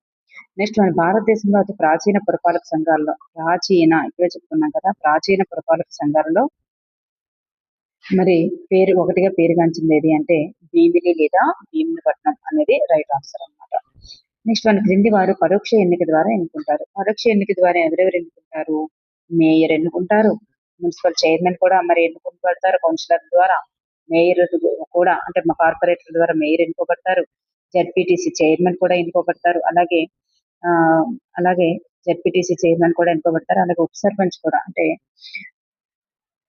సర్పంచ్ కూడా అంటే వార్డు మెంబర్స్ ద్వారా ఉప సర్పంచ్ ఎన్నుకోవడం జరుగుతుంది. సో ఇక్కడ పై వారందరూ ఏబిసిడి అనేది రైట్ ఆన్సర్ అవుతుంది. క్రింది వానిలో విధానపర నిర్ణయాలు తీసుకోవడం అనేది భారత న్యాయ వ్యవస్థ నిర్వహించేటటువంటి నిర్వహించని విధి అంటే నిర్వహించే విధి కానిది అన్నమాట. మరి వివాదాలు పరిష్కారం చేస్తుంది, న్యాయ సమీక్ష చేస్తుంది, ప్రాథమిక హక్కుల్ని కూడా అమలుపరుస్తుంది. ఇదంతా కూడా భారత న్యాయ వ్యవస్థ యొక్క విధికి చెందుతాయి. మరి విధానపర నిర్ణయాలు అనేది చెందదు. నెక్స్ట్ మన జీవించే హక్కులో ఆరోగ్య హక్కు కూడా అంతర్భాగమని ఈ క్రింది కేసులో మరి సుప్రీంకోర్టు పేర్కొనడం జరిగింది. సో ఏ కేసు అంటే పశ్చిమ బెంగాల్ కేత్ మజ్దూర్ సమితి కేసు అన్నమాట. పశ్చిమ బెంగాల్ కేత్ మజ్దూర్ సమితి కేసు అన్నమాట. సో గుర్తుపెట్టుకోండి. మరి ఈ కేసులో ఆర్టికల్ 21 ప్రకారం రాజ్యాంగంలో కల్పించబడినటువంటి జీవించే హక్కు లోపలే ప్రతి పౌరుడికి సకాలంలో వైద్యం లేదా ఆరోగ్య హక్కు ఉందని తెలియజేసేటటువంటి కేసు అన్నమాట ఇది. నెక్స్ట్ వన్ ఈ క్రింది వానిలో స్వతంత్రీయ న్యాయ వ్యవస్థకు అనుకూలం కానిది ఏమిటి? స్వాతంత్రీయ న్యాయ వ్యవస్థకు అనుకూలం కానిది ఏమిటి? ద రైట్ ఆన్సర్ ఆప్షన్ 4 అనేది రైట్ ఆన్సర్ అన్నమాట. ఇది కాదు. ఎందుకంటే అధికార విభజన అనేది అవుతుంది. స్వతంత్ర న్యాయ వ్యవస్థకి అధికార విభజన అవుతుంది. మరి న్యాయమూర్తులను తొలగించేట కష్టం. అలాగే న్యాయస్థానాలపై రాజకీయ నియంత్రణ లేకుండుట అనేది జరుగుతుంది. మరి కార్యనిర్వాహక శాఖ న్యాయస్థానాలను పర్యవేక్షణ చేయటం అనేది కాదన్నమాట. నెక్స్ట్ వన్ రాష్ట్ర స్థాయిలో అత్యున్నత న్యాయస్థానం ఏంటి? రాష్ట్ర స్థాయి అని అన్నారు కదా. సో హైకోర్టు అనేది మనకి ఇక్కడ రైట్ ఆన్సర్ అన్నమాట. హైకోర్టు అనేది ఆన్సర్ అవుతుంది. నెక్స్ట్ వన్ దేశంలో అన్ని న్యాయస్థానాలు ఈ క్రింది న్యాయస్థానం యొక్క తీర్పుకి కట్టుబడి ఉండాలి. దేని యొక్క తీర్పుకి కట్టుబడి ఉండాలి? అన్ని న్యాయస్థానాలు కూడా సుప్రీంకోర్టు యొక్క తీర్పుకి కట్టుబడి ఉండాలి. సుప్రీంకోర్టు యొక్క తీర్పు కట్టుబడి ఉండాలి. సుప్రీంకోర్టు యొక్క మొదటి ప్రధాన న్యాయమూర్తి ఎవరు? సుప్రీంకోర్టు యొక్క మొదటి ప్రధాన న్యాయమూర్తి హెచ్జే కానియా అన్నమాట. హెచ్జే కానియా, హరిలాల్ జే కానియా. స్వతంత్ర భారతదేశంలో జనవరి 28 1950న సుప్రీంకోర్టు ఉనికిలోనికి వచ్చిందన్నమాట. సుప్రీంకోర్టు స్టార్ట్ చేయబడింది. మరి జస్టిస్ హరిలాల్ జే కానియా అనేటటువంటి మరి వ్యక్తి మరి ప్రధాన న్యాయమూర్తిగా బాధ్యతలు చేపట్టడం జరిగిందనమాట. రాజకీయ కార్యనిర్వాహక వర్గంలో భాగం కానిది ఏమిటి?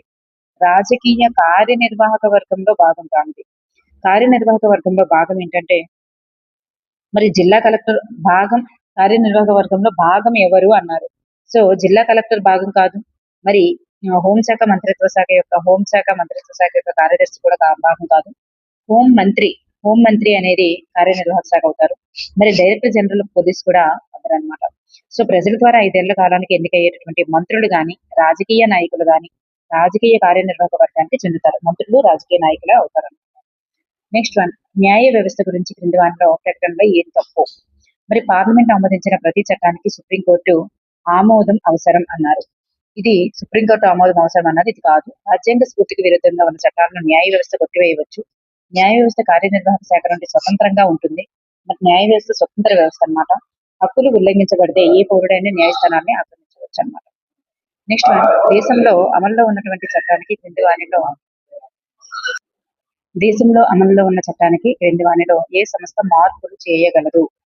ఏది మార్పులు చేయగలదు? దేశంలో అమల్లో ఉన్నటువంటి చట్టానికి ఏ సంస్థ మార్పులు చేయగలదు అంటే మరి పార్లమెంట్ అనేది మార్పులు చేయగలదు. ఎందుకంటే కొత్త చట్టాలను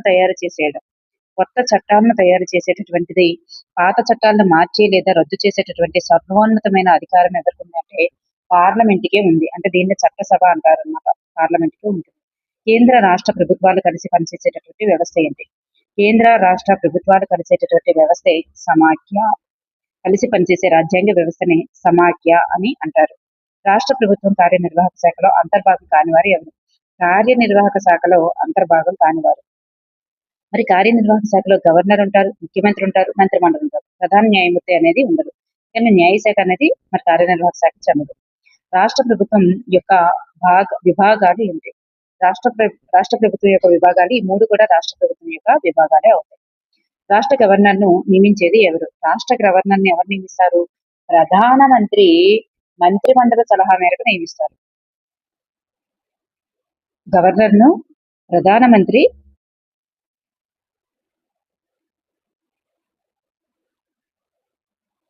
సలహా మేరకు ఎవరు నియమిస్తారంటే రాష్ట్రపతి నియమించడం జరుగుతుంది. ప్రధానమంత్రి మంత్రిమండలి సలహా మేరకు రాష్ట్రపతి నియమించడం జరుగుతుంది. ప్రధానమంత్రి మంత్రిమండలి సలహా మేరకు ఎవరు నియమిస్తారంటే రాష్ట్రపతి నియమించడం జరుగుతుంది. రాష్ట్ర గవర్నర్ యొక్క పదవీ కాలం ఎంత?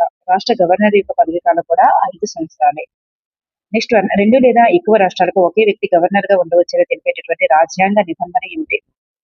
2 లేదా అంతకంటే ఎక్కువ రాష్ట్రాలకు ఒకే వ్యక్తి గవర్నర్ గా ఉండవచ్చు అని తెలిపేటటువంటి రాజ్యాంగ నిబంధన 158(3)(a). 158(3)(a) అన్నమాట. రాష్ట్ర శాసనసభ నిర్మాణంలో దిగువ సభగా పిలువబడేది ఏమిటి? రాష్ట్ర శాసనసభ నిర్మాణంలో దిగువ సభగా పిలువబడేది శాసనసభ. దిగువ సభ అంటే కేంద్రంలో లోక్సభ దిగువ సభ అయినట్లే, కేంద్రంలో లోక్సభ దిగువ సభ అండి. కేంద్రంలో అయితే లోక్సభ దిగువ సభ అయినట్లే రాష్ట్ర శాసన నిర్మాణంలో దిగువ సభ అనేది శాసనసభ అవుతుంది అనమాట. ఎగువ సభ కేంద్రంలో ఎగువ సభ రాజ్యసభ, మరి ఇక్కడైతే శాసనమండలి అవుతుంది. నెక్స్ట్ వన్, శాసనసభకు సాధారణంగా ఎన్ని సంవత్సరాలకు ఒకసారి, లోక్సభ లాగానే 5 సంవత్సరాలకు ఒకసారి ఎన్నికలు జరుగుతాయి అనమాట. 5 సంవత్సరాలకు ఒకసారి ఎన్నికలు జరుగుతాయి. పరోక్ష ప్రజాస్వామ్యంలో చట్టాలు మరియు నియమాలను నేరుగా రూపొందించేది ఎవరు? పరోక్ష ప్రజాస్వామ్యంలో చట్టాలను మరియు నియమాలను రూపొందించేది ఎవరు? శాసన మండలి సభ్యులలో ఎంతమందిని రాష్ట్ర గవర్నర్ నామినేట్ చేస్తారు? శాసన మండలి సభ్యులలో ఎంతమందిని రాష్ట్ర గవర్నర్ నామినేట్ చేస్తారు అంటే ద రైట్ ఆన్సర్ 1/6 వంతు. 1/6 వంతు మందిని రాష్ట్రపతి నామినేట్ చేయడం జరుగుతుంది. ఆర్టికల్ 171 క్లాజ్ 1 ప్రకారం ఒక రాష్ట్ర శాసన మండలి సభ్యుల సంఖ్య ఆ రాష్ట్ర శాసనసభ సభ్యుల సంఖ్యలో ఎంతకి మించరాదు? ద రైట్ ఆన్సర్ ఈస్ 1/3 వంతుకి మించరాదు. 1/3 వంతుకి మించరాదు. అంటే రాజ్యాంగ నిబంధనల ప్రకారం ఏ రాష్ట్రంలోనైనా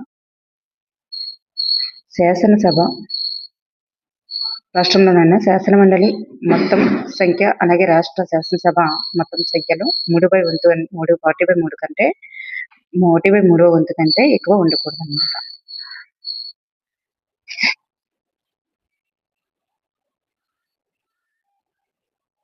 ఇప్పుడు మనకి వాయిస్ కట్ అయింది. ఇక్కడ నుంచి శాసన మండలి సభ్యులలో ఉపాధ్యాయులచే ఎన్నుకోబడేవారు 1/12 వంతు ఉపాధ్యాయులచే. మరి శాసనసభకు శాసన మండలి కంటే అధిక అధికారాలు ఏ అంశంలో ఉన్నాయి? శాసనసభకు శాసన మండలి కంటే ఆర్థిక అంశాలలోనే అధిక అధికారాలు ఉంటాయి. మరి ఈ శాసనసభ ఈ ఆర్థిక బిల్లు అనేటటువంటిది శాసన మండలి తన వద్ద 14 రోజులు మాత్రమే ఉంచుకోగలదు. కానీ వాటిని తిరస్కరించే హక్కు శాసన మండలికి లేదు. ఆర్థిక బిల్లు పైన పూర్తి అధికారాలు శాసనసభకు మాత్రమే ఉంటాయి, శాసన మండలికి ఉండదు. రాష్ట్ర ప్రభుత్వం ఈ క్రింది జాబితాలోని అంశాలపై మాత్రమే చట్టాలు చేయగలదు. ఏ అంశాలపై చట్టాలు చేయగలదంటే రాష్ట్ర జాబితాలో ఉన్నవి, ఉమ్మడి జాబితాలో ఉన్న అంశాలపైన మాత్రమే చట్టాలు చేయగలదు. ఒక బిల్లు చట్టంగా మారాలంటే ఆమోదించవలసిన వారు ఎవరు? ఒక బిల్లు కనుక చట్టంగా మారాలంటే శాసనసభ, శాసన మండలి, గవర్నర్ ఆమోదించాలి. శాసనసభ, శాసన మండలి, గవర్నరు రాష్ట్ర స్థాయిలో ఆమోదించాలి. రాష్ట్రంలో రాజ్యాంగబద్ధ పరిపాలన కొనసాగేటట్లు ఎవరు చూస్తారు? రాజ్యాంగబద్ధ పరిపాలన కొనసాగేటట్లు చూసేది గవర్నర్. ఒక గవర్నర్ తన విధులను నిర్వర్తించడంలో సహాయపడుటకు ముఖ్యమంత్రి నాయకత్వంలో మంత్రిమండలి ఉంటుందని తెలిపేటటువంటి రాజ్యాంగ నిబంధన ఏంటి? ద రైట్ ఆన్సర్ 163 క్లాజ్ 1 అన్నమాట. ఆర్టికల్ 163 క్లాజ్ 1 చూడండి. గవర్నర్ తన విధులను నిర్వర్తించడంలో ముఖ్యమంత్రి నాయకత్వంలో మంత్రిమండలి సహకరిస్తుంది అని తెలిపేటటువంటి నిబంధన అన్నమాట ఇది. నెక్స్ట్ వన్, వాస్తవ రాష్ట్ర ప్రభుత్వాధినేత ఎవరు?